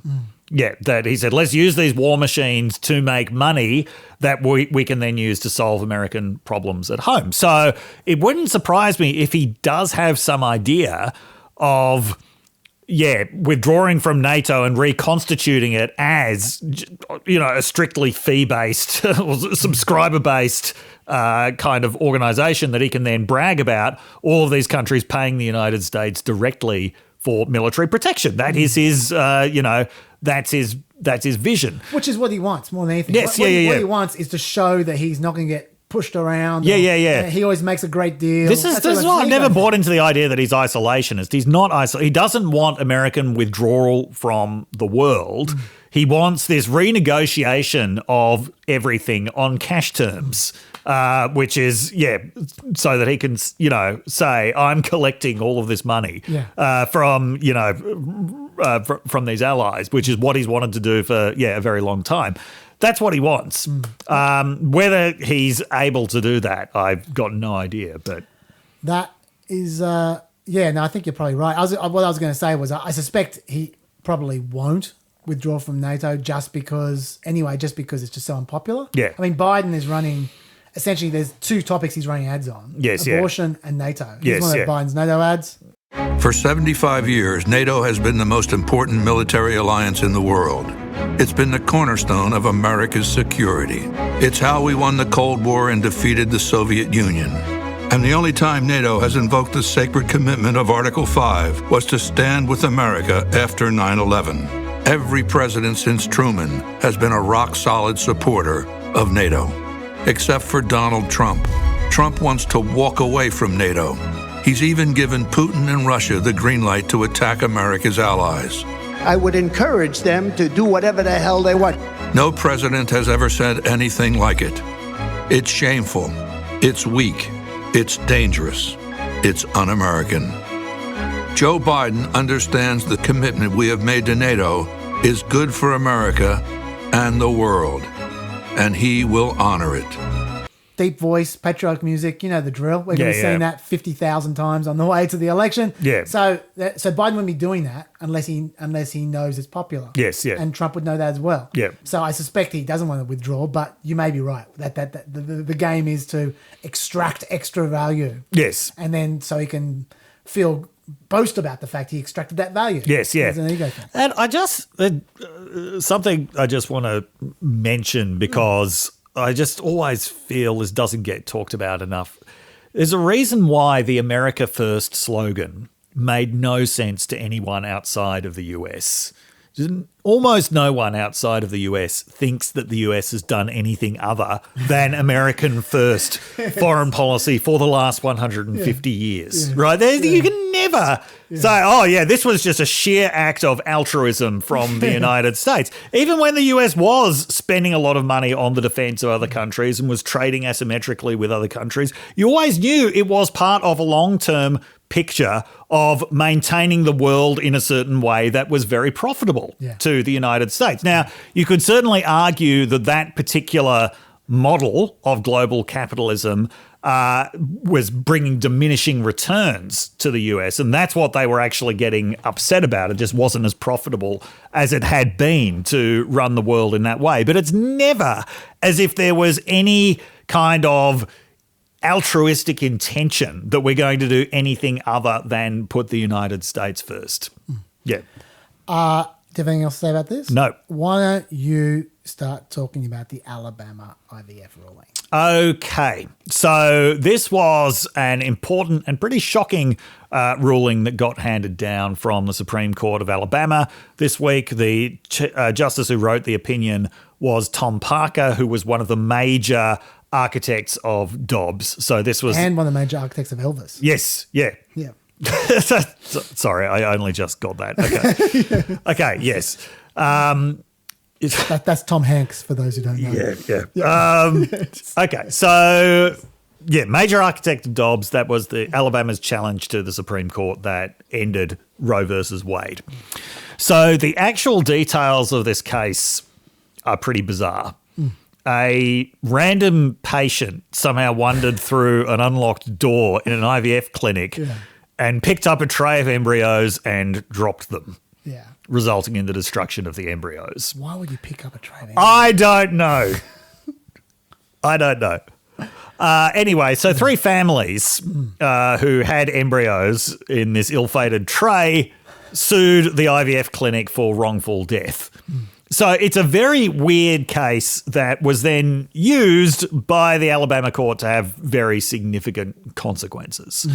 So what this court ruled was... Oh, hang on. Sorry. Yes. Sorry. I just to get in here before you get to that. Yes, yeah. I need to explain why they sued for wrongful death. Yes, yeah. Because that's not necessarily the most logical thing to sue for. Yes, yeah. They couldn't use negligence Yep. because Alabama bans compensation damages for loss of human life. Right. And they regard embryos as human life, as we're about to discover. Yes, yep. Secondly, they couldn't sue for emotional distress damages. Yeah. Because Alabama only allows emotional injury damages if there's also a physical injury or a risk of a physical injury to the people who are suing. Yep. They couldn't criminally charge them because Alabama's criminal homicide law applies only to an unborn child in utero. Yes, yep. And they could sue for ordinary negligence and breach of contract claims. And in fact, they also did do that. Yep. But the wrongful death statute offers way higher damages. Yes. So that's why they went for that. Yes. Okay, then go on. Okay, yeah. So the court, drawing on an 1872 law from Alabama that said that unborn children are children no matter where they are. I don't know if that was the exact wording of it. But the exact phrase that's important here is minor child. Minor child. Yes. Yes. Yeah. No matter where they are, so not even in the womb. Therefore, the state of Alabama has declared that these are, wait for it, extrauterine children. Yes. Okay, so minor children. Yeah, so frozen embryos, which in this case can be blastocysts, is that the correct pronunciation? Sounds right. Yeah, an accumulation of cells that you need a microscope to see. These are actually children under Alabama law. Now, the bizarre specifics of this case aside, it's not difficult to see the potentially enormous implications that this case has. Yes. Okay, and most obviously, there is a real fear that this could end IVF in Alabama. Because if frozen embryos are extrauterine children, the IVF process inevitably involves the destruction of some frozen embryos. Where does that leave the entire IVF industry? Well, hang on. Just to back over something there. It's not inevitable that it uses frozen embryos, but they usually do. Yes, yeah. And destroy frozen embryos. They usually do because it is very hard on the woman Yes. to harvest eggs. Exactly. Yes. Very expensive. Yes. And it often doesn't work. Yes. And so what they try to do is they try to harvest as many eggs they Absolutely. possibly Yes. can Yeah. at Yeah. Yeah. once. Yep. And then they then will fertilize those eggs. Yes. They can keep Yep. the embryos for a while. So Yes, they can yeah, have yeah. a few shots. Yes, And yeah. implantation, because implantation often doesn't work. That's right. Yes. So theoretically, and this is what the reason I bring this up is because the judges were talking about Yes, this. yeah, yeah. Theoretically, you could go one at a time. You could just take one egg and then harvest that and then fertilize that one egg, and try to implant it, and then do it again. But what that would mean is a lot of pain Yes. for the woman, Yeah. Yeah. a lot of obvious inconvenience, Yes. Yeah. a lot of cost. Yes. Like much more expensive. So what that would make is make IVF almost prohibitively expensive Yes. Yeah. and horrendous Yes. for anyone taking it on. Yeah. Yeah. And Then would effectively ban it. And I mean, already with IVF, I know plenty of people who've been through this process because 1 in every 6 people has fertility problems. The descriptors that I usually hear of the IVF process are painful, stressful, exhausting, and heartbreaking. Yeah. Obviously, all of that's going to be massively exacerbated by this, even if the IVF industry actually survives this, because it's one of these things. It was like some of the early anti-abortion decisions where the aim was basically to make everything so legally dubious and dangerous that it was just not worth their while to even operate. That is probably what's going to happen with IVF here. In fact, it has already happened. Yes. The University of Alabama has already shut down or paused their Yes. IVF lab. Yes. For exactly this reason. The judge, the majority judge, I Yeah. believe. Oh no, it was Parker. It was Yes. Parker, Yeah. Who, by the way, I'm amazed you haven't mentioned his scripture yet. Maybe that's coming. That's coming. Yeah. Parker talked about the fact that in Italy Yeah. they banned freezing embryos, and they were doing one at a time in Italy. Yeah. What he didn't mention is they stopped doing that in 2009. Yes. Yeah. Right, so I don't believe there is anywhere in the world that does the one at a time right now. No. But the key here is from a what's going to happen to IVF point of view. Yeah. Is look, you can argue, and these guys did, that there's no reason it necessarily should impact IVF. Like they didn't ban IVF. No. That's not what they said. That's not what they did. It's the matter of the effective result, right? Yes. Yeah. But here's the problem. Not just this. This is a general problem with all these abortion rules. Yes. Yeah. It creates uncertainty. Absolutely. Yes. And when you have this extreme uncertainty about whether you're going to get sued or not, because these guys, well, Dave skipped forward a little bit here. I may or may not go back, but they really performed some contortions to get to this Yes. ruling. Right? Yeah. There were some very unlikely logical leaps. Yeah. And if you go, okay, if you can make unlikely logical leaps then what's to stop you making the next illogical leap? And they're only going to be caught holding the bag and only get sued into bankruptcy. Yes, right? yeah. So it actually, even if you're not 100% sure that you're going to be covered by this, it just behoves you to be cautious. Yes. And to not take the risk. That's how in Texas, even though they have very, very, very clear exceptions for the mother's life provisions for abortion, we're seeing case after case of people who should fit under that exception perfectly. Yes. Who aren't able to get abortions because hospitals don't want to take the risk. Yes, that's right. The more there's uncertainty, the more craziness that's going on. Yep. The more cautious people are going to be, and the less options there are for everyone. Yeah, So that's absolutely right. Yeah. So the term theocracy has been used to describe this ruling. I think we're talking about the scripture now. Yeah. Quite a lot. And I can understand why, because there was a lot of scripture. Now, I will just say off the bat, this is a case where I prefer to maintain a sort of stricter, more technical meaning of theocracy, and this is not really it. Usually theocracy refers to some kind of clerical oligarchy, right? So in Iran, which is perhaps the world's one true kind of theocracy in some sense, it's because you've got these clerics, the Guardians Council, that actually sits above the government. Parker, he is no kind of minister or pastor. He is just a judge who wants to impose his religious beliefs on other people. I'm not sure that actually counts as theocracy because there are many, many examples of that happening around the world, which you wouldn't call theocratic. But anyway, there was a lot of scripture in the justification, and it went beyond the stuff that's kind of so broad that you can claim, it's just one of the many moral sources of the law. It went beyond thou shalt not kill, right? This went into really specific, highly contentious theology about the status of the embryo. I've got a few quotes here. Yes, okay. We believe that each human being from the moment of conception is made in the image of God, created by him to reflect his likeness. It is as if the people of Alabama took what was spoken of the prophet Jeremiah and applied it to every unborn person in the state. Quote, before I formed you in the womb, I knew you. Before you were born, I sanctified you. Also, human life cannot be wrongfully destroyed without incurring the wrath of a holy God who views the destruction of his image as an affront to himself. Also, even before birth, all human beings have the image of God and their lives cannot be destroyed without effacing his glory.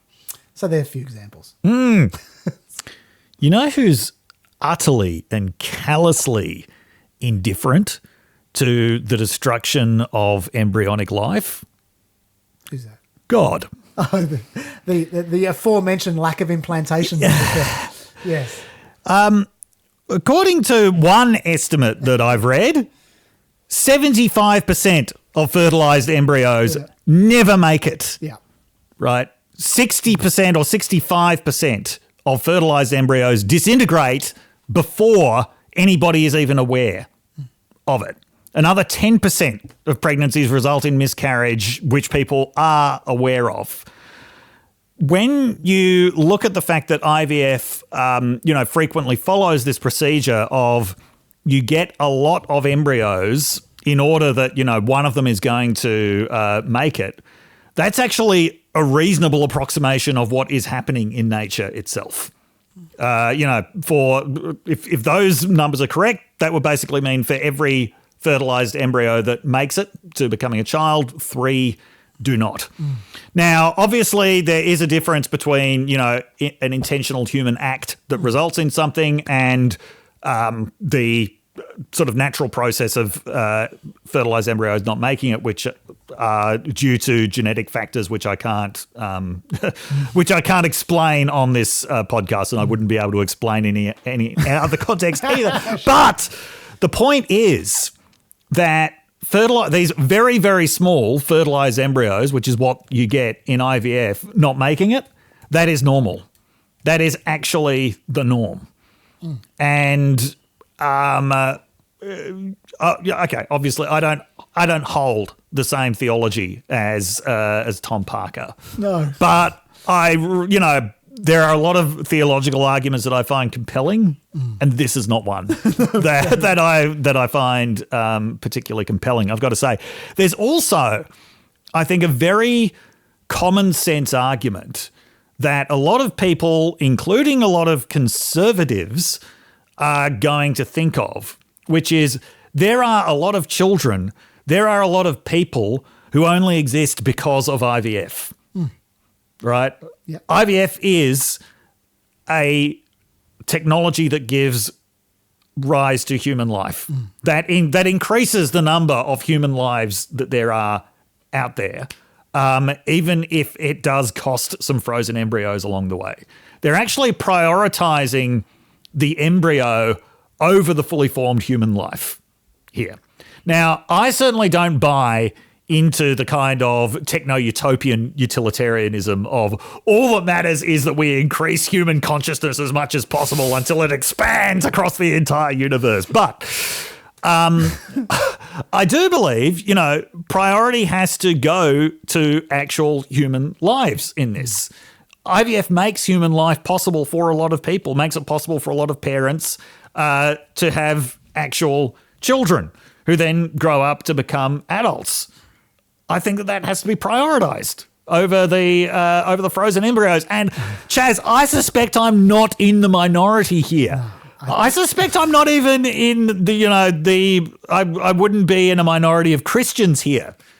It actually seems like a fairly common sense argument. Yes. I think to be honest, when you look at the way these judges were speaking, I don't think they thought that they were banning IVF. I think that they are just idiots. We should remember these guys, they're elected judges. Oh, yeah.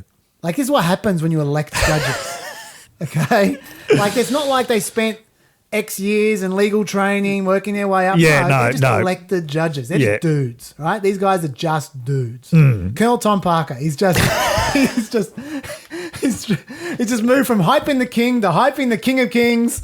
He doesn't know anything about the law. He's just doing his thing. It's just, that's who these guys are. And so my suspicion is that the legislature in Alabama is going to pass a law to allow IVF.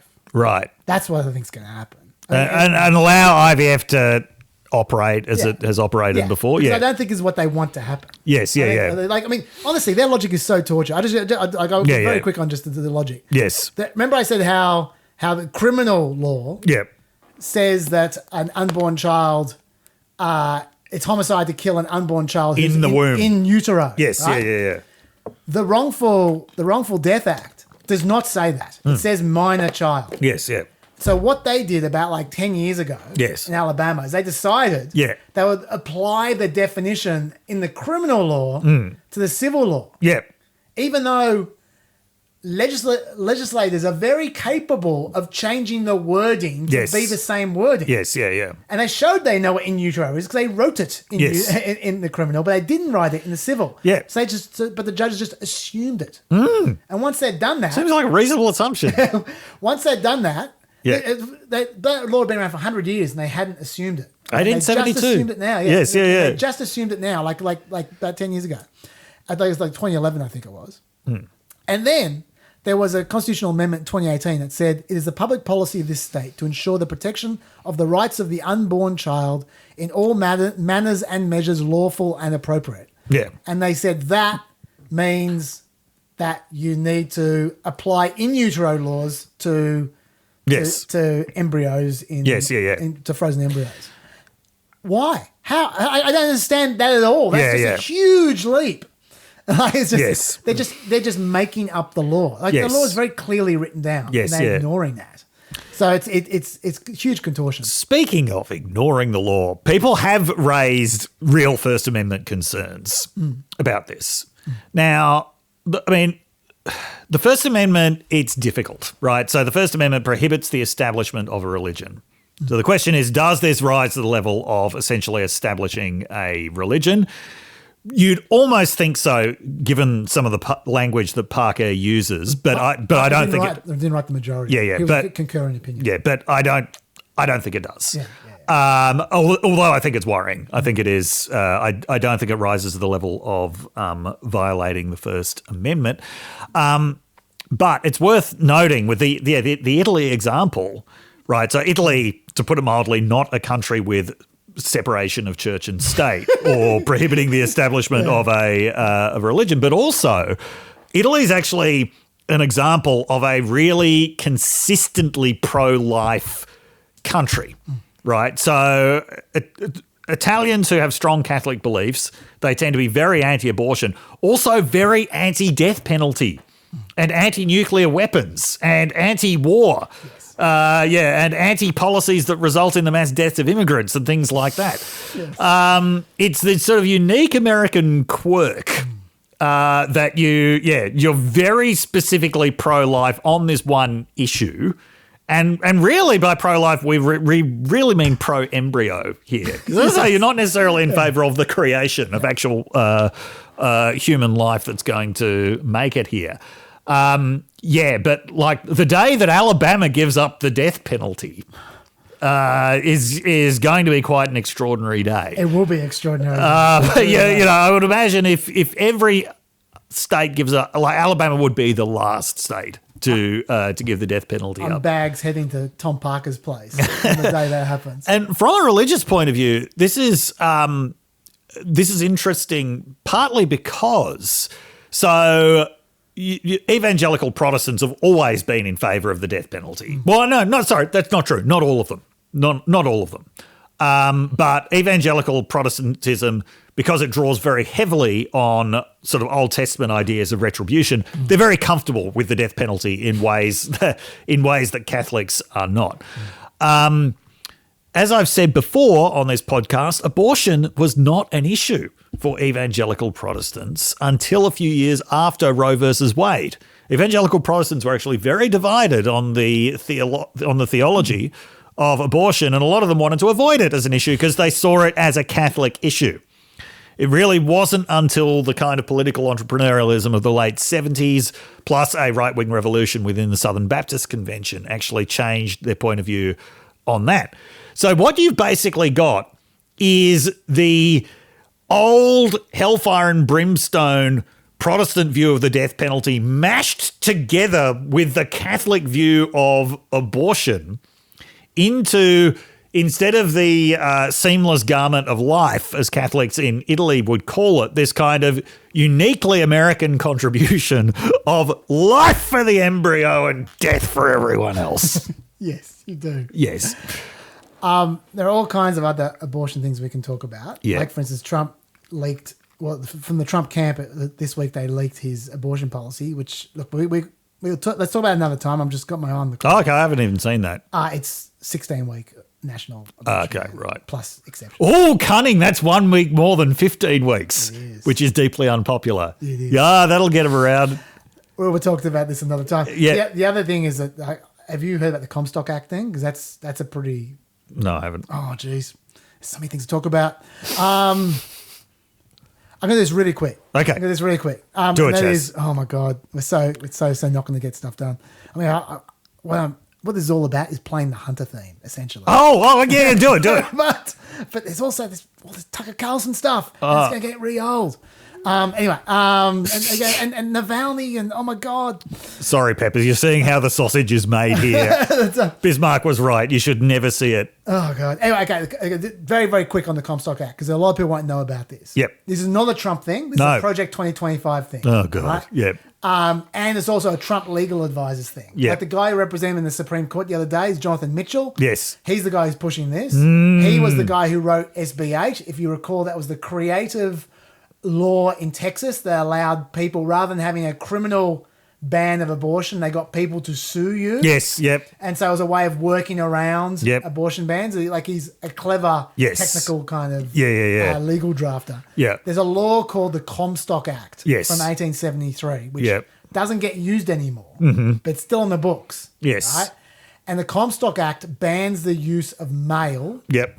to send or receive a host of obscene items. Right. One of the things it includes is anything used in performing an abortion. Oh. And so he has noted, and, Yep. and a bunch of other people have noted, Yes. that not only could that be potentially used to ban abortion pills nationally, Yep. which are the primary means of having an abortion in Yes. 2024, Yeah. but they could ban the use of the mail to send any abortion equipment whatsoever to clinics, Wow. which would make abortions way harder to conduct nationwide Yep. and more expensive. And remember what we just said about uncertainty. Yes. And all that. Like, that is the next step towards just ending effectively abortion. Yes. And the theory is that the Comstock Act might be the way that they can actually ban abortions without banning abortion. Right, yes. So now whether Trump would go for this or not, we don't know. I mean, Trump's already said his 16-week thing. Yep. Like, he clearly doesn't actually care about abortions. Yes, yep. He cares about doing what's popular Yep. and winning elections. So I'm not sure he'd go for this. No. But that is a very real threat. Yep. That you might have dismissed before, but the more we see these IVF type rulings, Yes, the more yeah. you think, well, maybe that is on the book. Yeah. So I just want to flag that. That's something which the people in this sector are Yep. extremely nervous about. Yes, yeah. The threat from the Comstock Act, because there's no way that the Republicans are going to allow them to take that off the books. Yes, yeah. And you need filibuster-proof majority. Yes. By the way, we're sending you a link to the article about the human embryo death rate. Thank you. I'll put that in the blurb as well. Lots of homework this week. Lots of homework to read. Okay. All right. So, okay. I'm going to go. Okay. I'll tell you. I'm going to go Hunter real quick. Yes. So I can play the theme. Hunter, with his very smart cat in his mouse. Hunter,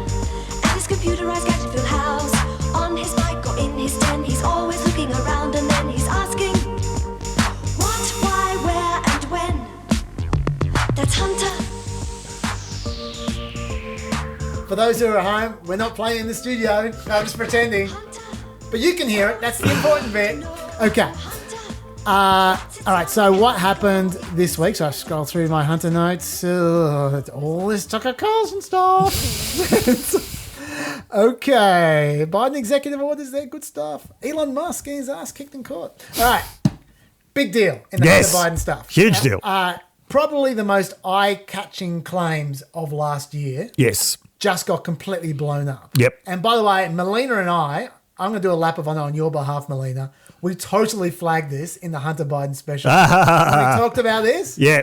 We totally flagged that this was dubious, and so I'm gonna do a bit of virtual strutting around. Yes. Well, you're entitled to it, Chaz, because as I told you, I've had peppers who don't even know you asking when this news came through, like, what does Chaz make of this? One of them said, "This is Chasnip." Chasnip. I'm putting that right in the description of the show. Thanks for that one, Ben. Very good. Chasnip. It is Chasnip. I was very excited about this, and so is Melina. And Melina, you can strut as well on GChat.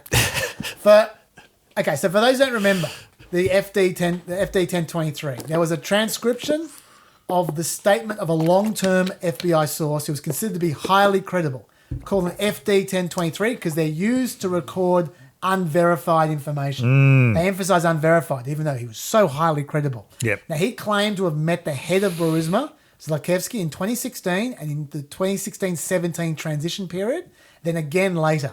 He said Zlochevsky shared some juicy goss about how he was planning to escape the investigation against him by the Ukrainian prosecutor General Shokin. Yep. The source said when Zlochevsky was told that Ukrainian prosecutor Shokin's investigation would have a substantial negative effect on Burisma, Zlochevsky said, quote, "Don't worry, Hunter will take care of all those issues through his dad." He allegedly said it cost him, quote, $5 million to pay one Biden and $5 million to pay the other. The source asked whether Hunter Biden or Joe Biden told Zlochevsky he should retain Hunter Biden. Zlochevsky replied they both told him. When asked if he had proof of his allegations that he was forced to pay the Bidens to help him, Zlochevsky said he has many text messages and recordings that show he was coerced to make such payments. He said he had 17 recordings involving the interactions, including 2 with Joe Biden, 15 with Hunter Biden, and they showed that Zlochevsky was coerced into paying the Bidens to ensure Ukraine Prosecutor General Viktor Shokin was fired. That's the whole ball game, if that's true. Yep. Zlochevsky said he has 2 documents that evidence payments to the Bidens were made. This sounds really bad, Chaz. It really does. Very big. I reckon they're going to nail him. And there was more from a supposed 2019 meeting as well, but that's the big stuff I've already told you. And it all happened while Joe Biden was still VP.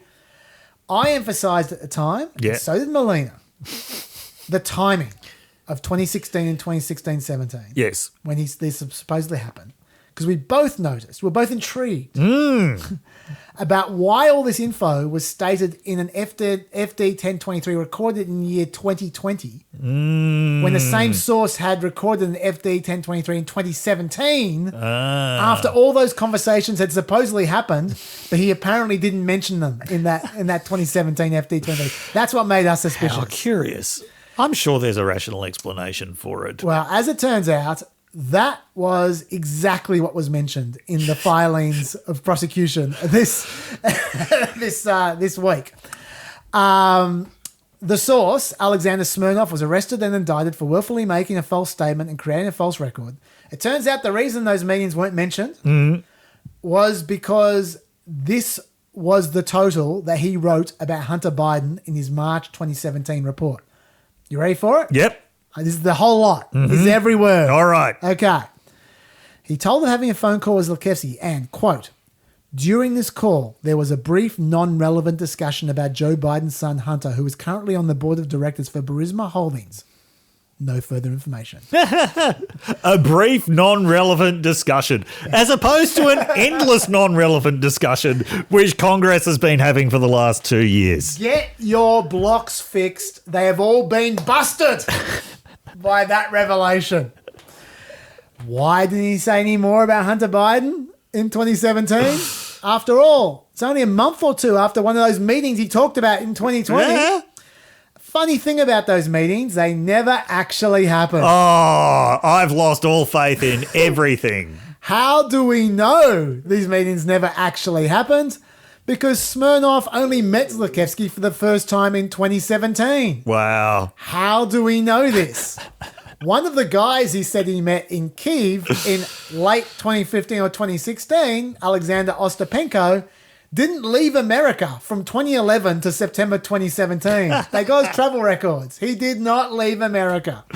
Another of the guys from Brisbane that he said he met in 2015-16 was introduced to him via email in April 2017. They've got the email.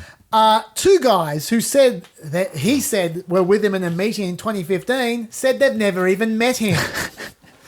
So it's falling apart pretty quickly, this story. And he said he met some Burisma people at a Viennese cafe in December 2015, but he didn't travel to Vienna in 2015. Wow. Also, they have a very lengthy text conversation in 2020 where Smirnov stated to his handler that he would get Biden, only weeks before he suddenly remembered all these conversations. So that's bad news for the Republicans. Yes. Sorry. That's very bad news. What about them though? Because the only reason we even know about this FD 1023 Yes, yeah. is because it was leaked by someone to Republicans. Yes. And then they relentlessly campaigned for it to be released over the objections of the FBI. Yes, yeah. So what do they have to say about all this? I mean, Chuck Grassley in particular was obsessed Yes. with it. What do they have to say about it? released it. Chuck Grassley at the time said, he said, for the better part of a year, I've been pushing the Justice Department and the FBI to provide details on handling very significant allegations from a trusted FBI informant implicating then Vice President Biden in a criminal bribery scheme. All right. Now, Chuck Grassley says, today's indictment makes clear that without Senator Grassley's oversight and exposure of the FD 1023, the agency will continue neglecting its duties and failing to provide the transparency the American people deserve. Oh, man. Good try. Yes. And then there's Don Jr., who says saying things like this. He says, this just seems like literally deep state retribution at this point. Deep state retribution. It's deep state retribution, apparently. The fact that this guy is such a bad liar that there are a million bits of proof that he lied. Yeah. Like, people say about the Steele dossier. Hillary Clinton didn't walk into the FBI and narrate the Steele dossier and say, I witnessed all of this. Yes, yeah. Like it was speculation. Yes, speculation based on bad source work. This guy was a real idiot. With just how clear he was. Yes. And just how, there's no vagaries. Yeah. And just how easy it was to disprove. Yes. All right. But there is something which hasn't been talked about quite so much about this. There's something a little bit fishy about this. What? Someone deserves... Oh, I should say, by the way, just to be fair, this should have been investigated. I actually feel a little bit of sympathy for the Republicans in this case. This should have been investigated. The allegations. The allegations. Yeah. The allegations, they were made in 2020. Yeah. The Pittsburgh FBI branch ran a travel check on them, apparently. Yep. Obviously not a very good travel check, given that all these travel details didn't come through. But the point is they tried. And then Bill Barr told David Weiss to investigate it further. That's what he said. That was in October 2020. Right. They were briefed on the FD 1023 in 2020. So if Weiss spent 5 minutes trying to verify it in 2020, he would have discovered some of the many problems with it. But Weiss's office didn't contact Smirnov's handler until August 2023. Right. They didn't interview Smirnov until September 2023. Now, what a coincidence. It was released to the public in July 2023. So I think Grassley's actually kind of right. He forced them to look into it. Right, okay. And they should have looked into it 3 years earlier. They really should have. Yeah. So I am going to say that. But according to Bill Barr, he told them to look into it. According to Weiss, Weiss hasn't really said anything. So is Bill Barr lying? Was Weiss incredibly negligent? What about the Philadelphia FBI who insist they looked into those travel claims, which are all dodgy? Yes, yeah. Did they lie? There's someone who's being a bit dishonest here. There's some funny business going on. Not just Smirnoff. Well, that's it. He's been very dishonest. But I think we're going to hear more about this because there's a lot of funny process here. Yes, yeah. And the reason this came out, I suspect the reason he was indicted was because Abby Lau, Hunter Biden's attorney, was pushing for discovery on this guy. Right. And I think they realized this was going to come out anyway. And so they thought, we better get ahead of this. Yeah. 'Cause this isn't going to look good. So I think we're going to be hearing more about this because Abby Lau definitely thinks there's more to this as well. Right. So in terms of negligence and potentially a partisan investigation. Okay. Now, did any of the investigators make any puns on Smirnoff? Not so far that I'm aware of. Like, yes, Smirnoff is an entirely respectable vodka, but we can't swallow this. I suppose if I'm going to spend the whole Alabama case talking about Tom Parker, the whole Hunter case talking about Smirnoff vodka, fair enough. No, they did not. They did not. They did not do anything like that. Okay. There is also a new development, which is very interesting, which is apparently he's admitted that officials associated with Russian intelligence were involved in passing a story to him about Hunter Biden. Ah, yes, I did see that. So yeah, and they also noted in his detention memo that he is actively peddling new lies that could impact U.S. elections after meeting with Russian intelligence officials in November. The Democrats are very interested in this. Yes. Right, so there's a few Dem hacks who are really beating up Republicans as if they knowingly passed on Russian propaganda. I don't think it's fair at all. No. They're just desperados who just grasp at any straw they possibly can. But also some are concluding that the entire Hunter impeachment inquiry is a result of Russian disinformation. Right, yeah. I'm not sure there's enough evidence for that. But just to show how screwed the guys are who are pushing this. Yes. Like Jim Jordan, for instance. This is how Jim Jordan has struggled now to deal with this. This is his attempt. About the president's involvement in a bribery scheme now that Alexander Smirnoff is proven to have made it up and it was based off Russian intelligence. Doesn't change the four fundamental facts. Hunter Biden was put on the board of Burisma, gets paid $1 million a year. Fact number 2, he's not qualified to be on the board. He said so himself in an interview, I don't know, with you or some network. Fact number 3, Zolochevsky and Pizarski, the 2 executives at Burisma, specifically asked Hunter Biden, can you weigh in with D.C. and help us deal with the pressure we are facing from the prosecutor? Fact number 4, Joe Biden, then he gets called. Hunter Biden calls his dad, according to Devin Archer, Hunter Biden's business partner. Fact number 4, Joe Biden then goes to Ukraine 3 days later and conditions the release of the money, American tax money, on the firing of the prosecutor who was applying the pressure to the company that Hunter Biden sat on the board of. You said the 1023 is the most corroborating piece of information you have. It corroborates, but it doesn't change those fundamental facts. For those who aren't following that, Jim Jordan is saying there are 4 facts. Yes. And fact 3 and fact 4 are completely made up. They are so made up. Okay, so incredibly made up. Fact 1, fact 2, that's fine. Hunter Biden was on the board of Burisma. Yep. And he wasn't qualified. Got paid $1 million. Yeah. That's okay. He's not the first fail son to do something like that. Absolutely. Okay. Yes. So for fact 3, Devin Archer said that Zlochevsky and Pizarski said, quote, we're under pressure. We need to go. We want to talk to Hunter. That's the quote. And then he also said they were feeling the heat or whatever. And they were like, okay, can we call DC? Okay, so and then he said, on that call, I was not in the earshot of that, but I know there was a call made. That's what Devin Archer said. Yes. He never said the pressure was from the prosecutor. Nope. He never said that Hunter called his dad. Yes. Nope. He didn't say any of those things. So fact 3, completely made up. Yes. There was a call made to someone in DC because of pressure. Yes. Yeah. We don't know why they're under pressure.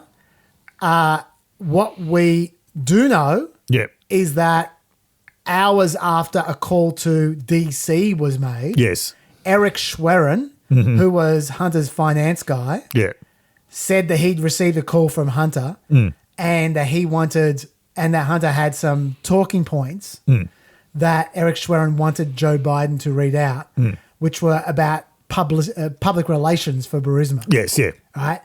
you could say they were to relieve pressure on charisma, right? And Joe Biden, they read out talking points that were completely different. Joe Biden just rejected them. Yep. So that is what the call was about. Yes.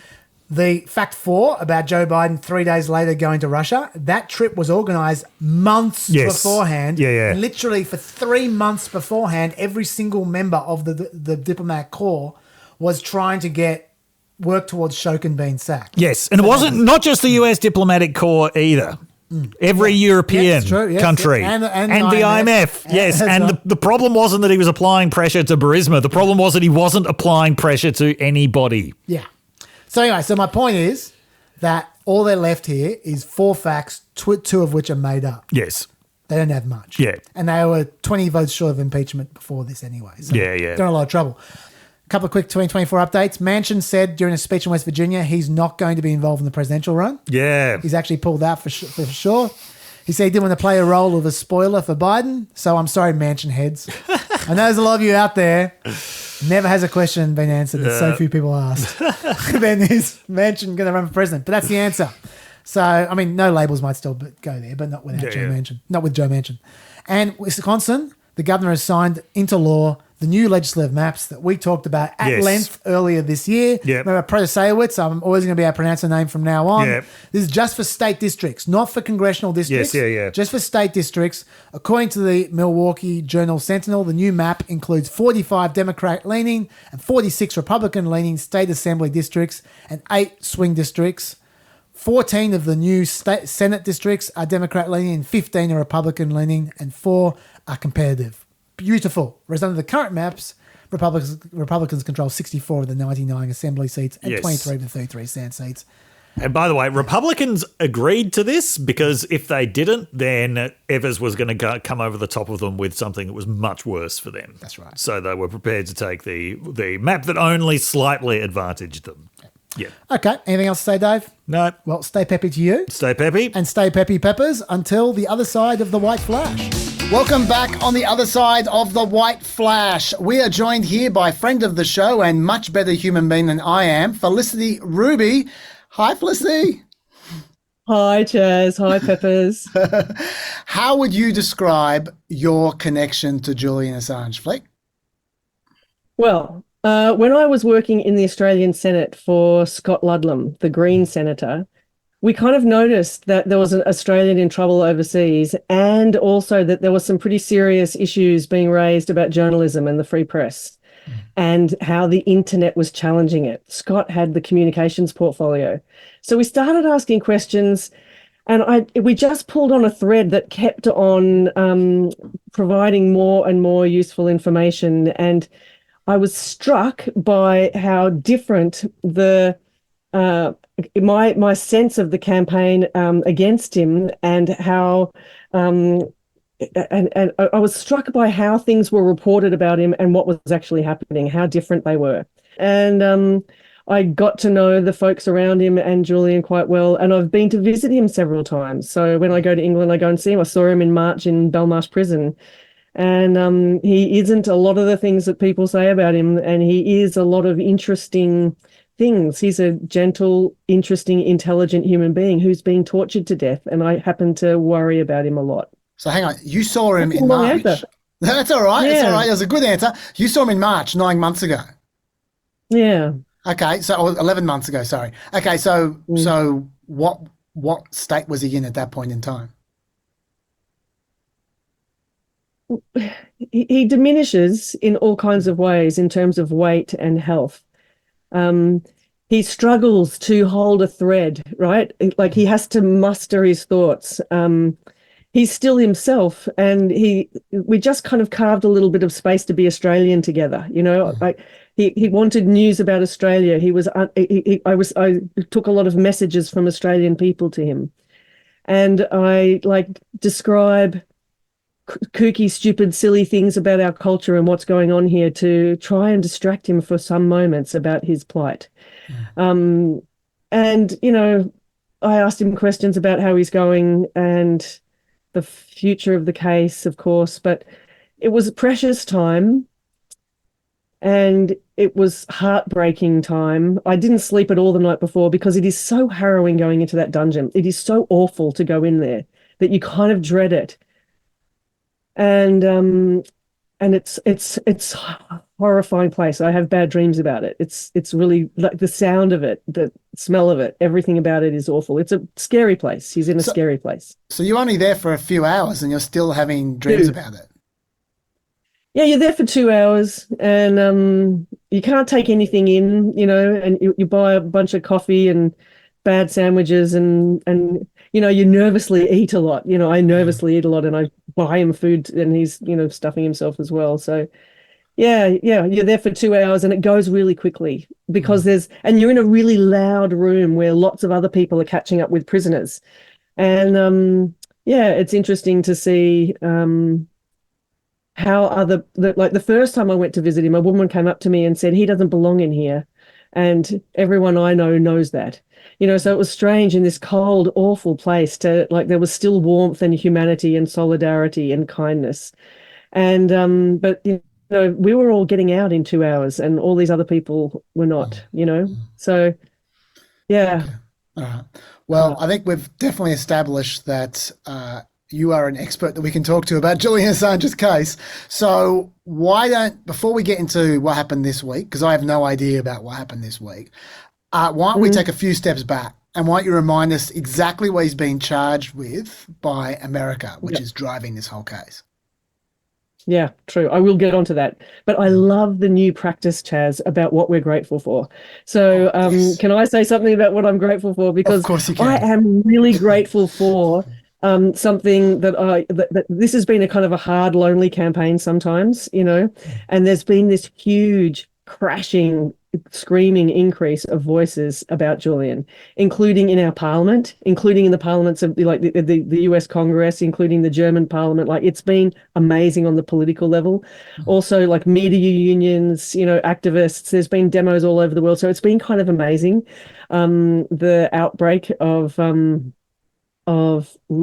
waking up about what this case means. It's been kind of great. So I'm grateful for that. And I'm also grateful for some of the questions that the judges asked. So we'll get to that in a while. Okay. But it was kind of that the case is usually really hard and nasty. And I usually write articles about, Kafka on acid and Kafka on amphetamines and, Kafka Sunday morning coming down. These court case articles are awful because they're usually terrible. And this one actually had a few high points. So yeah, I'll get to that. All right. Well, okay. Well, we will get to that. I am definitely going to ask you about the questions that the judge asked that were good. Okay. I'm very curious.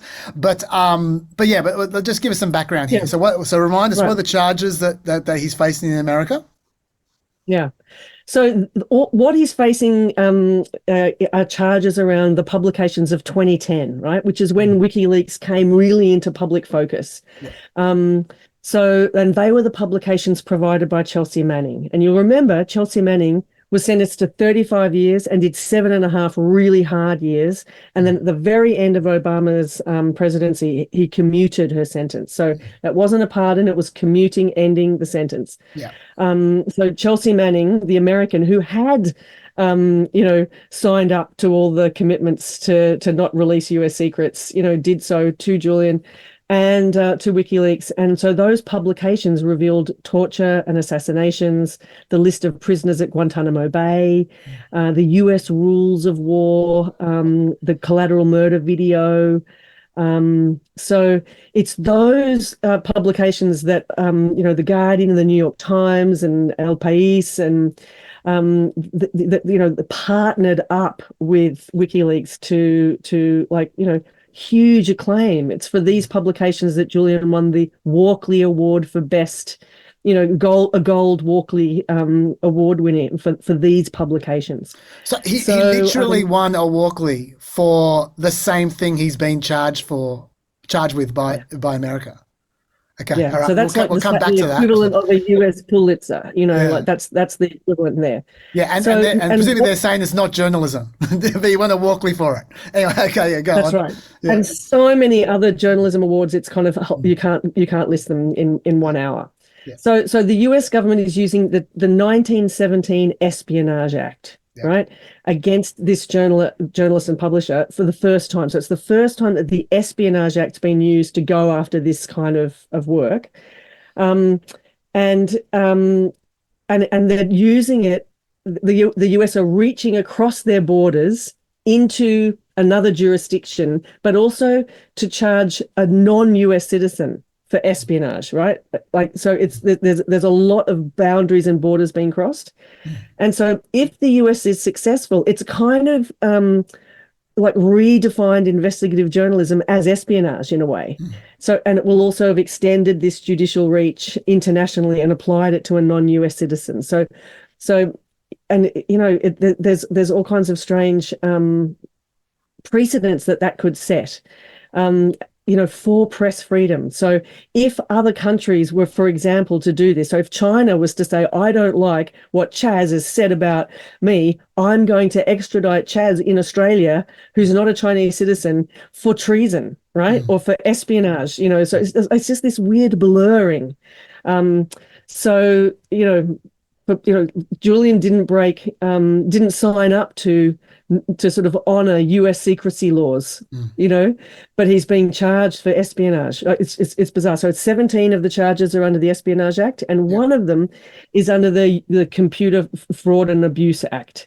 There's the so-called hacking charge, right?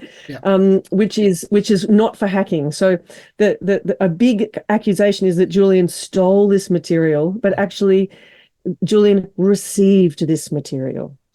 Chelsea Manning already had legal access to this material, so didn't steal, had access to it, was one of the 2 million people around the planet that have that kind of access. So this Computer Fraud and Abuse Act is saying that Julian stole something or hacked something, but there was no hacking. There was, however, discussion between Chelsea and Julian, allegedly, about how to create what's called a hash, which is a way of creating an additional password that would have given her protection. So there was some discussion about how it could be possible to give the source more protection, but Chelsea had access, no hacking, et cetera, et cetera. So and this was all dealt with in quite some detail sometime back in the court. Okay, so just to be clear, you're saying 17 of the charges are essentially just handling leaked material, so it's basically journalism. The other one is they're accusing Julian of helping someone hide their identity when illegally obtaining material. Is that what they're accusing him of? Yeah, is that it? Yeah, like helping a source brainstorm possible ways of protecting the source. Yeah. Okay. All right. Okay. Fine. And presumably not hacking. No, I got you. Weirdly, like, you know, yeah. And am I right in saying that Julian denies that he did that as well? Am I right in saying that or not? It hasn't been established. Like the computer forensics have not been able to establish whether Chelsea and Julian were having that conversation. It could have been someone else. So that is also in dispute. Yes. Gotcha. Okay. All right. Okay. So at least we and also how serious are these charges? What kind of sentence? I mean, he's been effectively in jail for 5 years. Like I know he was in the Ecuadorian embassy for like 7 before that, but they're not going to count that. Whereas do you know if America would count the 5 years he served in Belmarsh as part of his prison sentence if it got to that?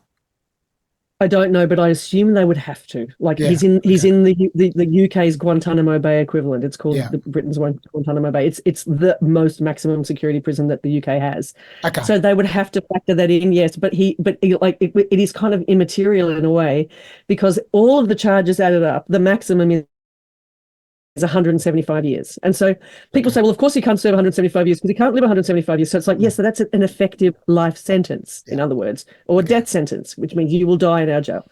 Okay. And there are also sort of these spurious claims that, he could serve out his sentence in Australia. That is after every appeal and every judicial process that happens, which could be at least 10 years in living in the most maximum hellhole deprivation chamber that the US has on offer, which is where he will go. So that's not actually saying, that's not like being slingshotted through America and then coming back to Australia to a farm, a prison farm or something. Like, so they try and like say that's just not actually a feasible option. Okay, all right. So that's the context for what happened this week. Maybe take us through as well. I'm a little bit confused about how where London fits into this. So what happened in London this week, and how does it fit into the legal picture? Right. So what happened in London this week is that Julian's team was seeking permission to appeal an appeal. Okay. Yeah. It sounds a bit convoluted. Talk us through that. So it was a hearing to seek permission to appeal an appeal. So to go back, Julian won his case in January 2021. So in January 2021, after a month long and extended by a year from COVID. So COVID stretched everything. So it was like a long and detailed and fairly magnificent court case where Julian finally had his day in court with about 3 people able to see it because of COVID. And with all that evidence and all that testimony, and the judge said, we're not going to extradite you because not on any of the free speech or any of the press freedom grounds, but because he's so unwell. She took all of the medical evidence about his mental health, about his background, about his family history, about his own medical history and his own mental health history, which I don't want to go into because it was such a lot of personal stuff. That's fine. Yeah. And so the judge said, I'm not going to extradite you, not because you're right, but because you're weak. Yeah, okay. And so then the US appealed, of course, keeping Julian in jail for another year. The US appealed and said, no, we'll look after him. We'll give assurances that he will be cared for properly, and so he won't kill himself in our jails, we promise. However, all of these assurances we can switch if we want to, if he's naughty. So the assurances weren't really assurances, but... And Amnesty said they're not. Amnesty International said these aren't worth the paper they're written on, and things like that. And there's lots of examples of these assurances being virtually meaningless. A case called Mendoza and others that have been gone through in some detail. So, but the British judges said, "Oh, okay, we feel assured. Okay, no worries." Then the US wins the appeal. So Julian won, then the US won, and then of course Julian appealed again and lost. Right. And now this appeal is the last one that can happen in the UK. And he's now seeking to appeal the arguments on press freedom made in the first case that he won. Gotcha. She said, I'm not going to agree to any of your press freedom stuff, but I'll agree to the mental health stuff. So now they're saying, no, we want to appeal on those press freedom grounds. Okay, so the health stuff is now exhausted, and so he's just going down the legal path, yeah? Yeah. Okay. Yeah. So now he's saying, so actually we want to go back to those. Yeah. And we also want to refute the grounds upon which the UK Home Secretary at the time, Priti Patel, what a name, gave authorization for extradition. So in order to be able to make that case, they first have to ask permission to the High Court. May we please appeal on these grounds? We believe that there's good appeal for these grounds. And so this 2-day hearing was to assess whether there is grounds for appeal on these arguments, on the press freedom arguments, and we can go into detail what they are. Yeah. So the legal points are to do with points of law, right? And as a lawyer or a legally trained person, Chaz, you know, they can get pretty finicky. But this is about the UK-US extradition treaty. What does it really mean when the treaty itself says that you cannot be extradited on political grounds, but the enabling legislation, the legislation that ratifies the treaty, doesn't mention that. So the treaty itself does, the legislation in the UK doesn't, the legislation in the US does. So the differentiation here means that the US won't extradite on political grounds, no way, but they're expecting the UK to. Right. So, and there's also, so we're going back into the way that the UK made that legislation, all the speeches, all the intent of lawmakers. So there's that bucket of arguments is one. There's another bucket of arguments that says Julian is being persecuted on political grounds because he's being persecuted and prosecuted because of his political belief in transparency. Yeah. And the utility of exposing government criminality, and he's being persecuted by a government that is angry. that they were insulted and they were embarrassed. So that's political. There's other arguments. Oh, sorry, just to jump in for a second. So presumably America is responding to that by saying, no, this is not about politics, this is national security. Presumably that's what they're saying, yeah? And they also said, but look, the Biden administration and the Trump administration have gone after him, so therefore it's apolitical. I see. So they've come back with a few of the things like that.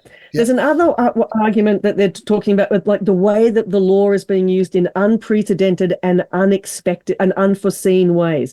Law can't be used in that way because this is the first time the Espionage Act is being used in this way. How could anybody possibly foresee sort of being in trouble if this has never been done before? So this is something that journalists and publishers wouldn't ordinarily have to factor in until now. So that's against certain legal norms. Another legal point is about Julian not having First Amendment protection. So he's been grabbed by the US under US law, but he's not going to enjoy protections that happen under US law. Why? Because he's Australian. Because he's Australian, he doesn't get US protection. So, and the judges asked a lot of questions about that, and that was glorious. There's also, hang on, I know. See, I was just going to say, I thought anyone who's in America gets First Amendment protections, but they don't. Like I thought, like the 9/11 guys get constitutional rights, but Julian Assange doesn't. That's right. The anomalies, the parade of anomalies. That's just one exhibit. There's also what has been brought into this particular appeal is this shocking reports that you might have seen that came out last year about the CIA's plans to kill Julian. So there was 30 former and current agents who went on the record with a journalist. Yahoo News, it happens to have been, which isn't necessarily like the most credible masthead, but like Mike Pompeo did not refute these claims. In fact, he said that anyone who spoke to these reporters should be prosecuted for leaking. So actually affirming that indeed there were these plots to poison Julian, to poison him and to render him from the US.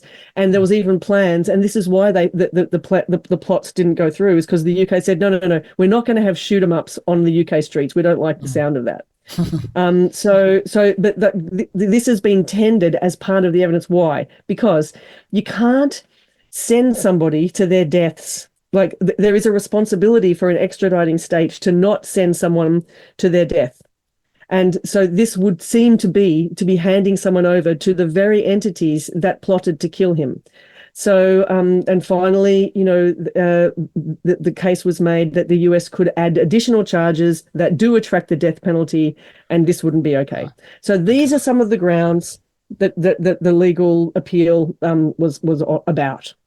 Yeah. Okay. All right.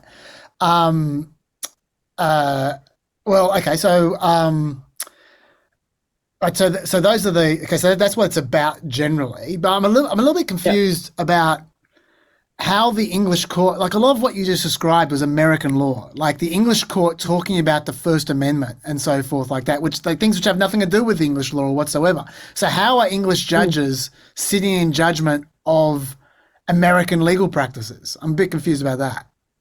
Yeah, good question. And it's because of the responsibility of the sending state under extradition matters. So if you are going to extradite someone, you need to be satisfied that certain standards exist. And so you have to examine the state of the prison system and the legal offences against which someone will be sent. So you can't send someone to die, basically. Right. That's part of, the kind of refugee law and also what is in these extradition treaties, the conditions and the standards that, the sending state bears some responsibility for. So they have to do due diligence on what the conditions will be and what the possibilities are. Okay, all right. So that's the background about the context of it, where this all fits, the kinds of arguments that are to be made, etc. What actually happened? What were the results? Like, how did this play out over those 2 days? So, the first thing to notice is that Julian wasn't there. Yeah. So Julian was too sick to come to his own final, showdown, which was saying quite a lot about his health. Do you know if he was healthy enough? Do you know if he intended to testify? Not testify, but he did seek permission to and was granted permission to come. So that's the whole palaver of like coming across town in one of those upright coffins, Serco vans. And it's a bit yuck, but also like to get out of Belmarsh is kind of a good day, right? So like he would have to be pretty bad to not go. And also like I, was sitting right here in this seat in this room watching the last court case where Julian was watching from jail, from a video room, and he looked really bad. And what was happening was he was having a stroke while his mental health was being derided and crucified, and while his wife was being, it was a really bad moment. So I can imagine there being like, he's under extreme stress and he's freaking out, of course. And so there's all this kind of, I don't know, like he's sick at the, he's got broken ribs. So have I actually. But he didn't get his from frolicking around in the bush on a bike with his dog, right? So he got his from coughing so intensely because he's got this like extreme lung condition. So he's got broken ribs, and the High Commissioner Stephen Smith had to intercede on his behalf in terms of getting health treatment over Christmas, apparently.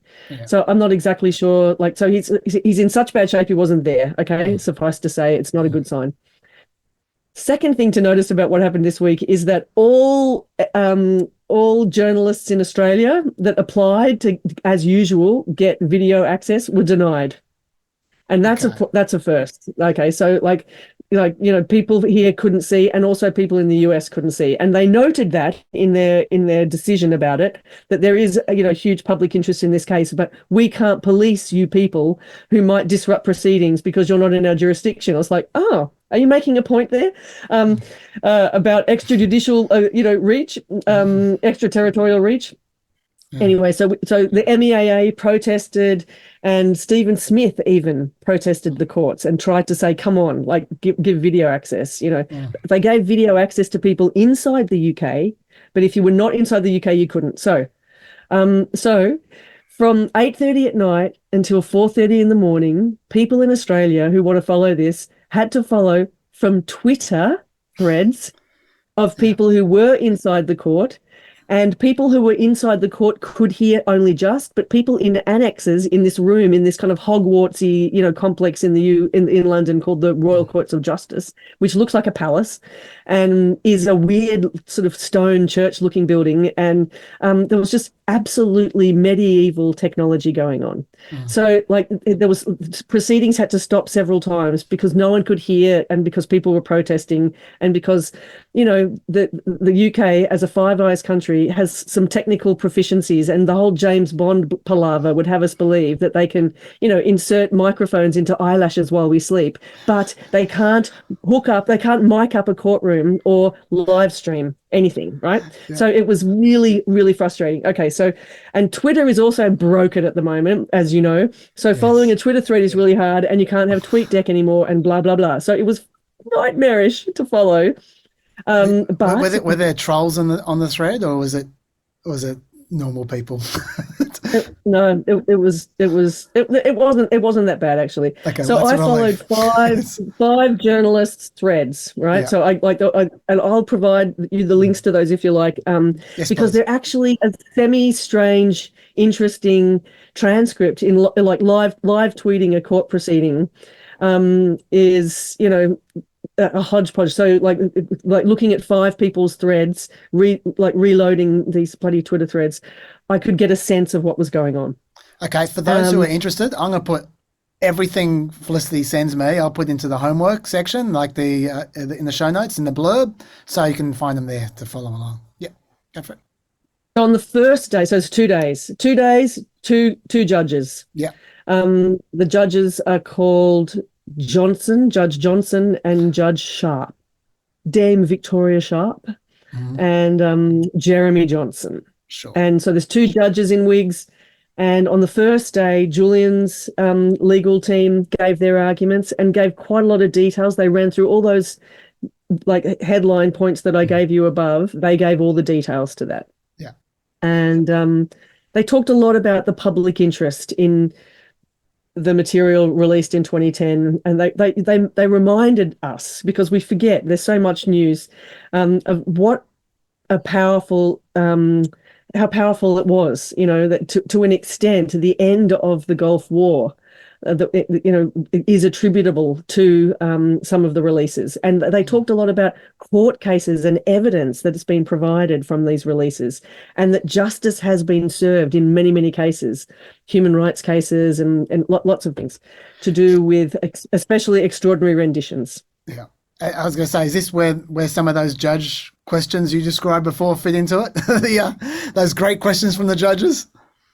They came mostly on the second day, which was when the UK Crown Prosecution Service represented the US arguments. Okay. So so the CPS, like the Crown Prosecution Service, kind of represents or acts for the Americans like some kind of sock puppets, because Julian's held in the UK. So and a person called Claire Dobbin is the barrister that runs those arguments. And I was kind of a bit glad to not have to listen to her voice, because it's pretty, like, like lawyers can really hone their techniques, their dramatic, withering kind of stabbiness. She's really got it down. She's really got it down, and it's hard listening, I have to say. Okay. So so that's that. So day one, Julian's arguments. Day two, the counter arguments. And should I go into some of the questions that the judges were asking? Please. I'm curious. Yeah. So they asked some good ones. They'd obviously done some reading from the main court case, and there was a lot of expert evidence and testimony provided. For example, showing how much Julian and WikiLeaks put into redactions. For example, showing how uptight and worried Julian was about security of information, and all of the bizarre and complex security regime that Julian put around the material, which the other publications didn't. So the judges had done some homework, and they asked some pointed questions. And one of them was about the fact that Julian and WikiLeaks were several times not the first to publish in 2010. So in 2010, it was established this kind of timeline. So the first publisher of the full set of cables, for example, was not WikiLeaks and Julian. They got that Julian had trusted the Guardian with the password, and that the Guardian published the password to the full cache. So that's significant, because one of the big arguments that the US is making is that Julian put informants' lives at risk, recklessly, wantonly. And so the judge was saying, now, wait a second, but wasn't it the case that it wasn't WikiLeaks publishing first? And wasn't it also the case that the Guardian did this? And everyone was just like, oh, my God, because there's certain things that that have become that are often repeated, and you become a bit kind of obsessive about refuting. And this fact, the role of the Guardian in this has been a little bit forgotten. And so it was really nice that the judges sort of noticed that WikiLeaks didn't often publish first, and they asked the US representative lawyer why other publications weren't being sought in quite the same way as WikiLeaks and Julian were. What was their answer? And so, because he solicited it, and he so it was they were definitely on the back foot. They're not used to being asked that question. Yeah. The judges also they poked the lawyers a bit about would the US assure and rule out changes to the charges, including changes that attract the death penalty, and they wouldn't. Well, if they're not going to rule it out, isn't that just game over for them?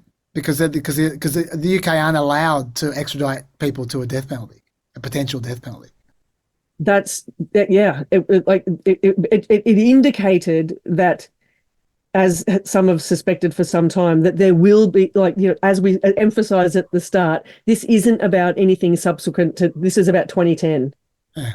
But the thing that the CIA are most angry about is what happened in 2017, which was Vault 7, the release of all of the kind of expose of all the CIA's hacking tools, right? So that was a question. Are they going to go after that stuff? You know, are they going to like pursue DNC stuff? So they're not going to. They don't want to rule that out. Right. I got you. Okay, so it's not extra charges about this. It's about all the other stuff. Which when people think about, oh yeah, I want to get WikiLeaks, they're talking about the other stuff, not this. And you're saying, yeah, okay, I got you. All right, okay, yeah. So so that also is interesting line of questioning. Another one. The judges seem to understand the absurdity of the difference between the expectations that the US won't extradite, for example, a former CIA agent who ran down a child on the road in England and then got home. They won't send her back. But the UK are expected to send, you know, a non-national. So they didn't say that in so many words, but they were pointing to the anomalies in the extradition laws and the treaty obligations, how sort of cherry picking bits of the treaty and bits of the enabling domestic legislation would seem to be nitpicking. Surely the treaty and the terms of the treaty is what matters. If there's if the domestic legislation is silent on one aspect, that doesn't nullify what's in the treaty.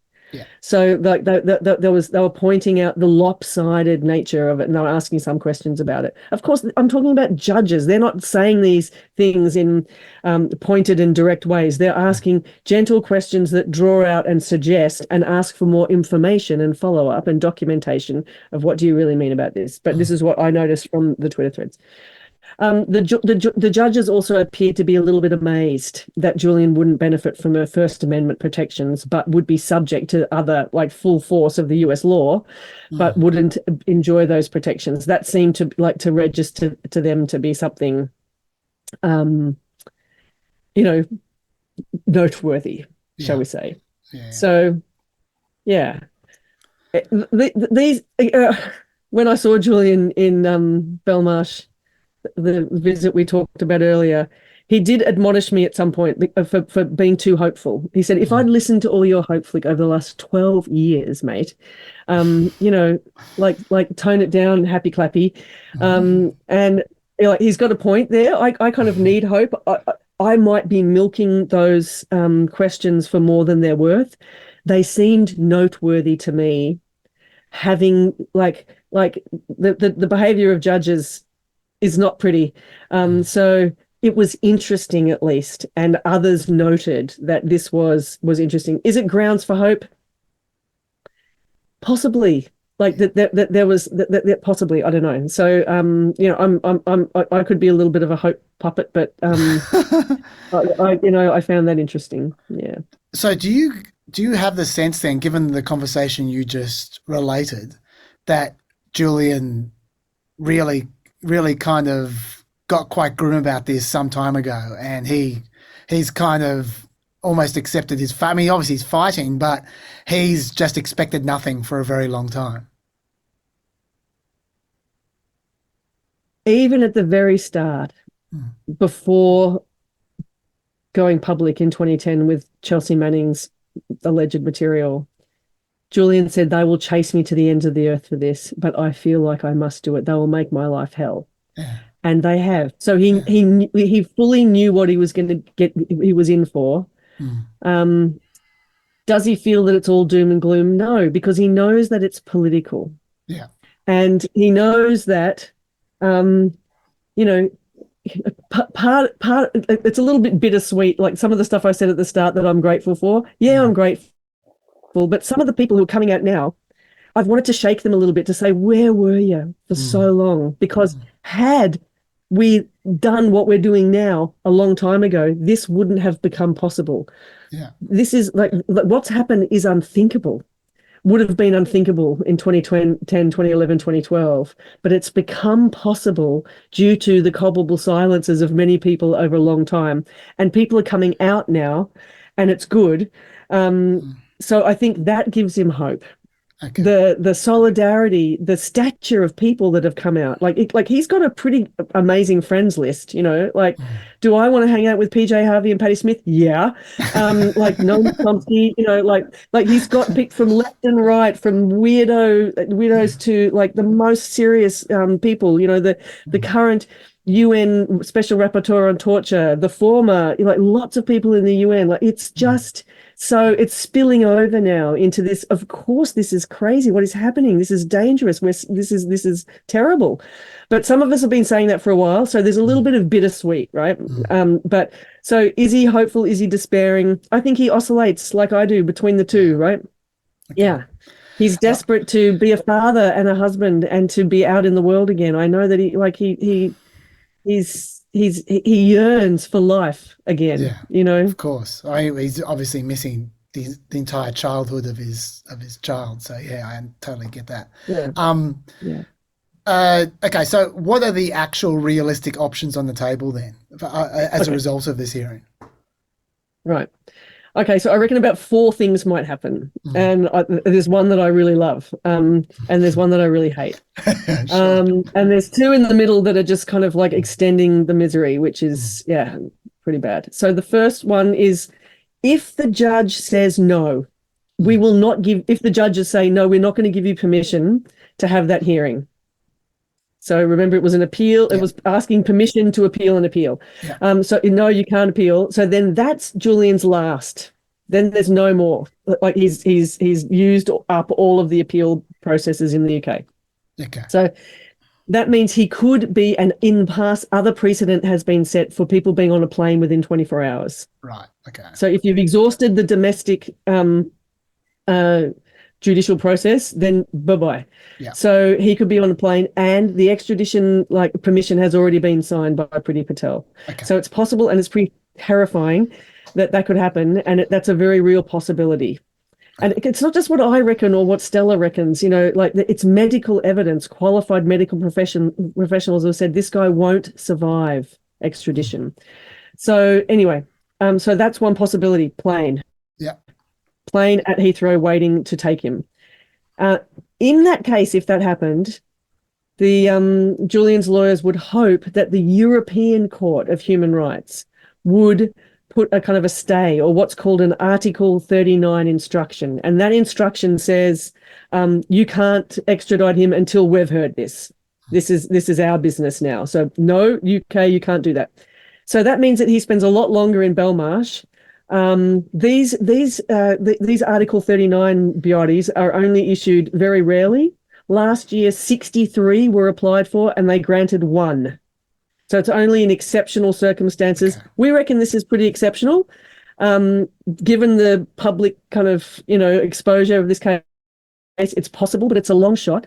And the last one, the one that got through last year, was the Rwanda case. And remember how pissed off the Tories were about the idea of them sending refugees to Rwanda not only being challenged, but being overturned. So that's caused a whole lot of we don't care about the European Court of Human Rights. We might actually pull out of the European Court of Human Rights. So the politicized nature of that means that it's fraught. It's fraught, that option. But that could be and that would mean years more in Belmarsh, years.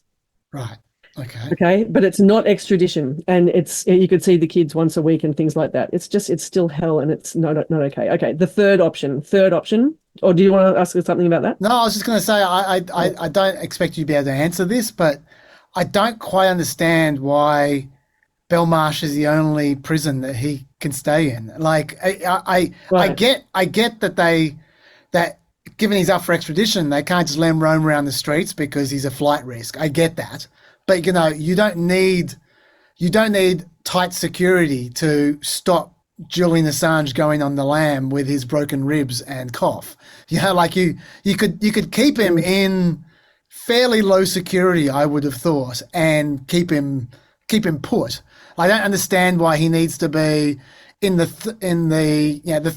man in the iron mask dungeon in order to keep him put in England. That makes no sense to me. I don't really. Has anyone explained that? Because that seems to me to be the strangest thing about this whole case.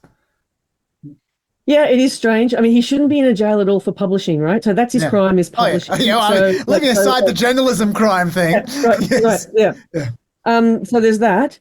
So every time there's an application for bail, they make a lot of arguments around this guy, like, isn't a flight risk. He's the most well-known face political prisoner. It would be very difficult for him to get away. He's a weakened man, and he's got children and a family and a home that he could go to in England, and he could be monitored, like, don't you happen to be, like the most CCTV'd up place on earth? I mean, come on, there's just so many gradations down from Belmarsh, and bail should be. This is what I'm saying. Crazy. I mean, the points you just made about everyone would recognise them and all the rest of it, I think they're all great points. But even in that most hard-ass case, where they're just being as security focused as possible and they're being as conservative as possible, I still don't get why he needs to be in any more security than just a home.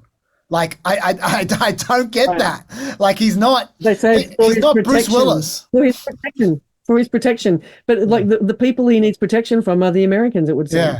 They are the ones who are trying to assassinate and kill him.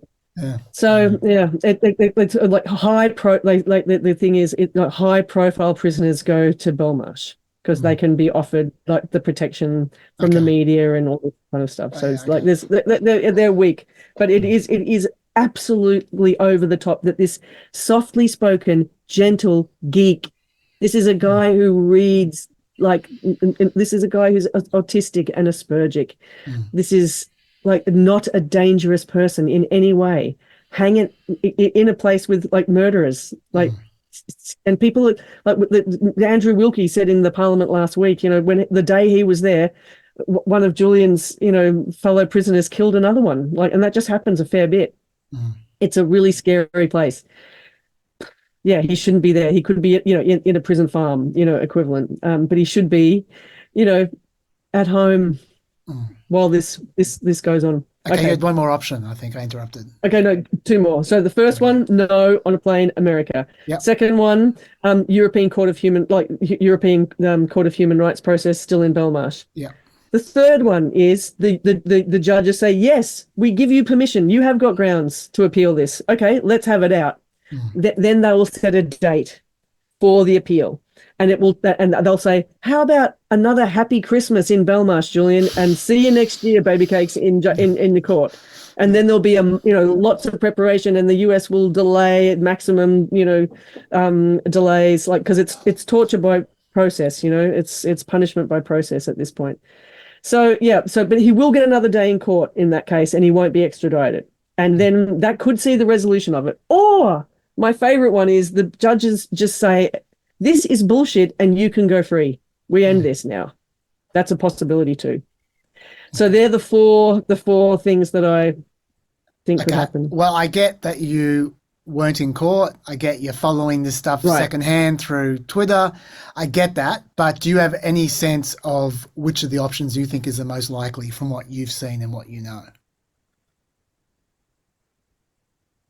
Given that this case is political, given that the legal shenanigans are almost almost just a distraction, this is a political case, and our government, the Australian government, with its strongest ally, the Americans, are Anthony Albanese's government is trying to say this needs to be resolved.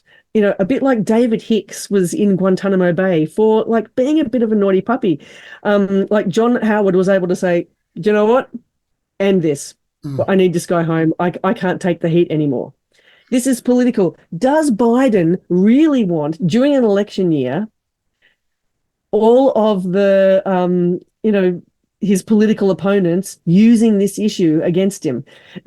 Does he want the Australians saying, yeah, we're going to bankroll your entire military, here's $4 billion for nothing, and we also want this guy back, this is not okay, we're not happy with this. Our parliament, the majority of the House of Representatives, including the government, passed a resolution last week saying enough of this already. So while that kind of stuff is happening in the background, I think, and the reality of elections pending in America, I think that there is potential for a political solution here. where they just go, you know what, end this. I interviewed Christian Hrafnsson last week for WikiLeaks, the editor-in-chief of WikiLeaks. You know that, you organised it, thank you. I asked him about Anthony Albanese, and he seemed to, I mean, he doesn't seem like a happy man at the moment, understandably, but I got the vibe from him that he does genuinely believe that Anthony Albanese is showing a good faith effort to try to help out Julian Assange. Do you agree? Do you trust that Anthony Albanese is actually trying? I think he's trying, and I think Rudd is trying. And it's a kind of testament to the nature of our power, that we are a sub-imperial power, and our imperial overlords are telling us to get stuffed sometimes, and that's actually a bit embarrassing, as well as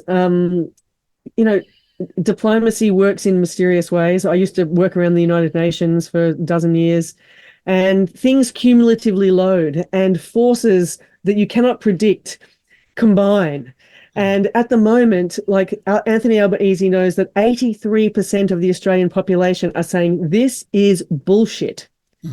And we are not prone to calling bullshit on our American, allies very often. So it's becoming a problem for him. And in America also, like all the mastheads, all the main organizations, like the New York Times, the ACLU, like there isn't a credible big organization that isn't saying this is no good. And like some really venomous stuff was published in the New York Times the other day, full of a repetition of a lot of crap. But at the final sentence was, and press freedom relies on this not going ahead. So really weird combination of people and forces and political spectrum. We've got, David Shoebridge and Barnaby Joyce trotting off to DC together, arm in arm. Like this is uniting weird groups of people, and it's becoming a really loud mosquito in the night to political forces. And I think they just want, and the UK are saying, get this guy out of our hair, for Christ's sake. So there's a lot of these things, it's often not logical. If you look at international relations theory, why wars end, they often end because of fatigue, right? So this could be that. And also there's this kind of rhetorical, sort of support for freedom of the press by the Democrats is hollow while this happens, right? It's hollow. And Trump put these charges, right? Trump did it. This is a Trump extension of Trump's hatred of the press. And Biden is called on any statement made about freedom of the press. This case hounds him. So I think there's those kinds of things might be more why it happens as opposed to the legalities. It's worth us emphasizing that Obama had the opportunity to lay these charges and opted not to and didn't. Because he felt there were First Amendment issues. So the freedom of the press issues. Yeah. So that was called the New York Times problem. The New York Times problem. Like, how can we not charge the New York Times if we charge this guy? Which is what the judges were getting at. Absolutely. So, who knows? The judges might be giving the Americans a face-saving out. Okay. So if given it's coming loud and clear from you that you suspect that any positive result is going to be political rather than legal, that means that people can make a difference if it's political. So if a pepper out there is animated about this and wants to help out, fight either for Julian or for press freedom or for whatever, who do you suggest they contact? What can they do? If you're in Australia, you ask your parliamentarian, and there's often this call, okay, write to your parliamentarian. I used to work in a parliamentarian's office, and I know handwritten letters and calls register.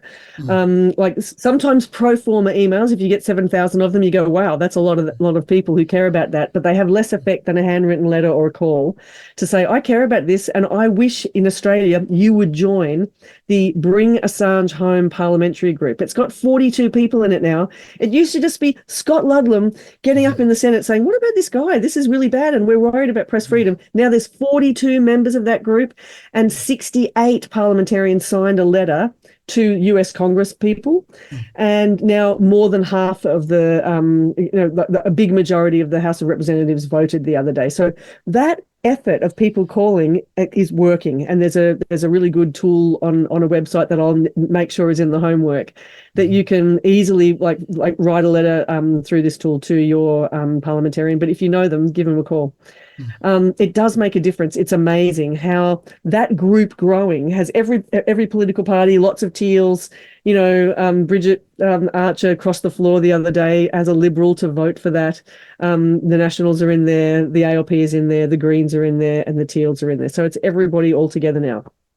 Kumbaya. In America, there is a resolution before the House, and it too has everyone in it, like from the left to the right. It's Marjorie Taylor Greene and AOC.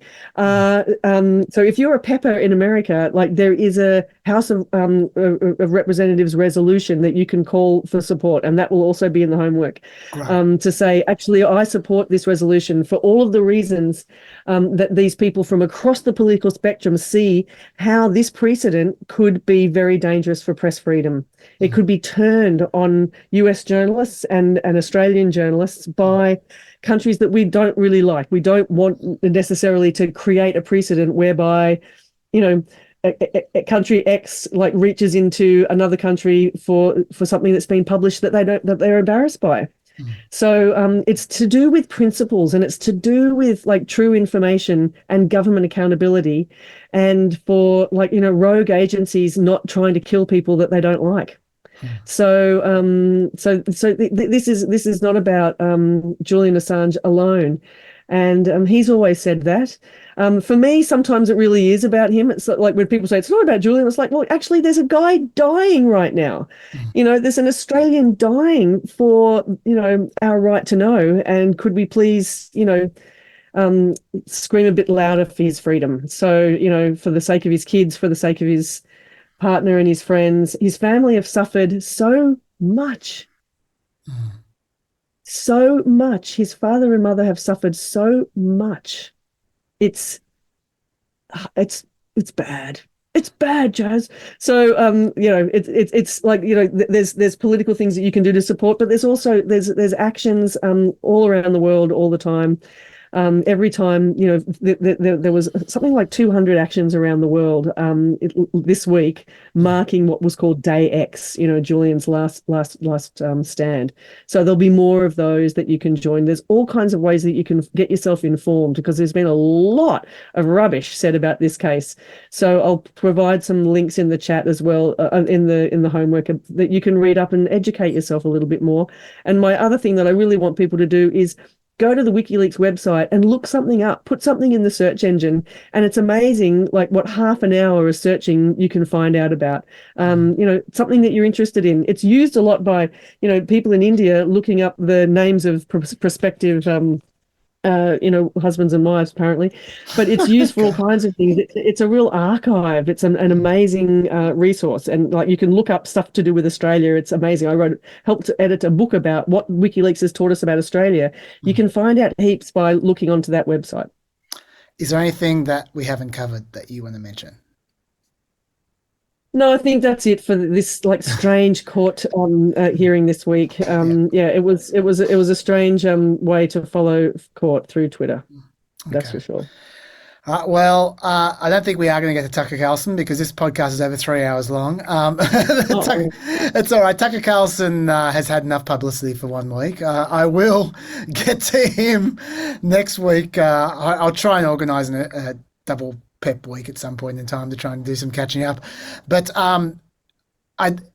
do you have anything just in general, especially given that on Twitter there have been a lot of people drawing comparisons, which I don't think are necessarily apt, in my personal view, between Julian Assange and Navalny. Obviously they're both outrages in their own way, but I think they're very different outrages. But sure. But that aside, do you have any comment either about the stuff about Tucker Carlson with his interview, with what happened to Navalny, anything at all in that area because I did tell you that we might be talking about that. So you might have some things you particularly want to say. Is there anything you want to get off your chest before we wrap up? Of course, just coming a couple of days before this court hearing, where the potential for Julian to be on a plane was so loud in our hearts and minds, it was particularly haunting that someone is assassinated inside a jail. Yeah, it's awful. It is different, but arbitrary power and vengeful power is something that comes in many languages and under the guise of many flags. So, there's not equivalence between these cases, but there's some scary similarities in that the plot to assassinate Julian existed, and Navalny was assassinated. So they're different political actors and people. They're different kinds of figures, but how threatening they are to power and the various ways of silencing challenges is just awful. So I'm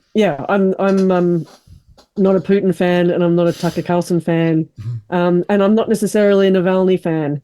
But I am horrified by that incident, and it made me particularly worried for Stella and how she would process that, and also how she would process the constant stream of questions that she's being asked to make that equivalence, and how she can juggle talking about the death of her husband, right? How she can conceive of the father of her children in this way.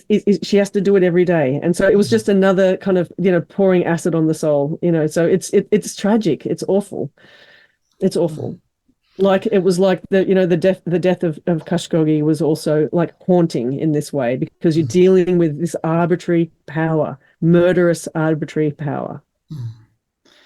Well, look, that was wonderfully said, the empathy of that. And it's very dark, as you say. And so for that reason, I think we probably shouldn't go out on that note. I think what I should do is maybe send people out on a, maybe this will actually give you even less hope. The Golden Shoe Eurovision song from 1984 that I played earlier in the podcast. I think we should go out on that note, and hopefully it makes things better. It probably won't. But that's all I have at my disposal, I'm afraid. Is that all the Hunter song? It was essential. How you danced to that on national television was very important. I'll have you know. So I expect a little bit of bopping. Thanks. I'll bop my way out. Thank you so much, Felicity Ruby, as always. Now, you heard there's going to be a lot in the homework there. If you have any interest in Julian Assange's case whatsoever, go to the homework. I'm going to put the lot there. We're probably going to run out of characters, but I'll just cull the book list for this week if I need to. But we're going to get all the links in there, so please follow up. And thank you so much for your time, Felicity. I really, really appreciate all you do on this, and all you do, and your good humour as well. And stay peppy, Fleck. I am Peppy. I listen to Pep every week. I listen on the podcast. I don't watch it, but I listen to all of the hours on the Biden case while I planted 100 trees over the break. So I'm a big Pepper, and thanks for all your efforts, Chaz. Thanks. See you again. Stay peppy, everyone. Bye bye.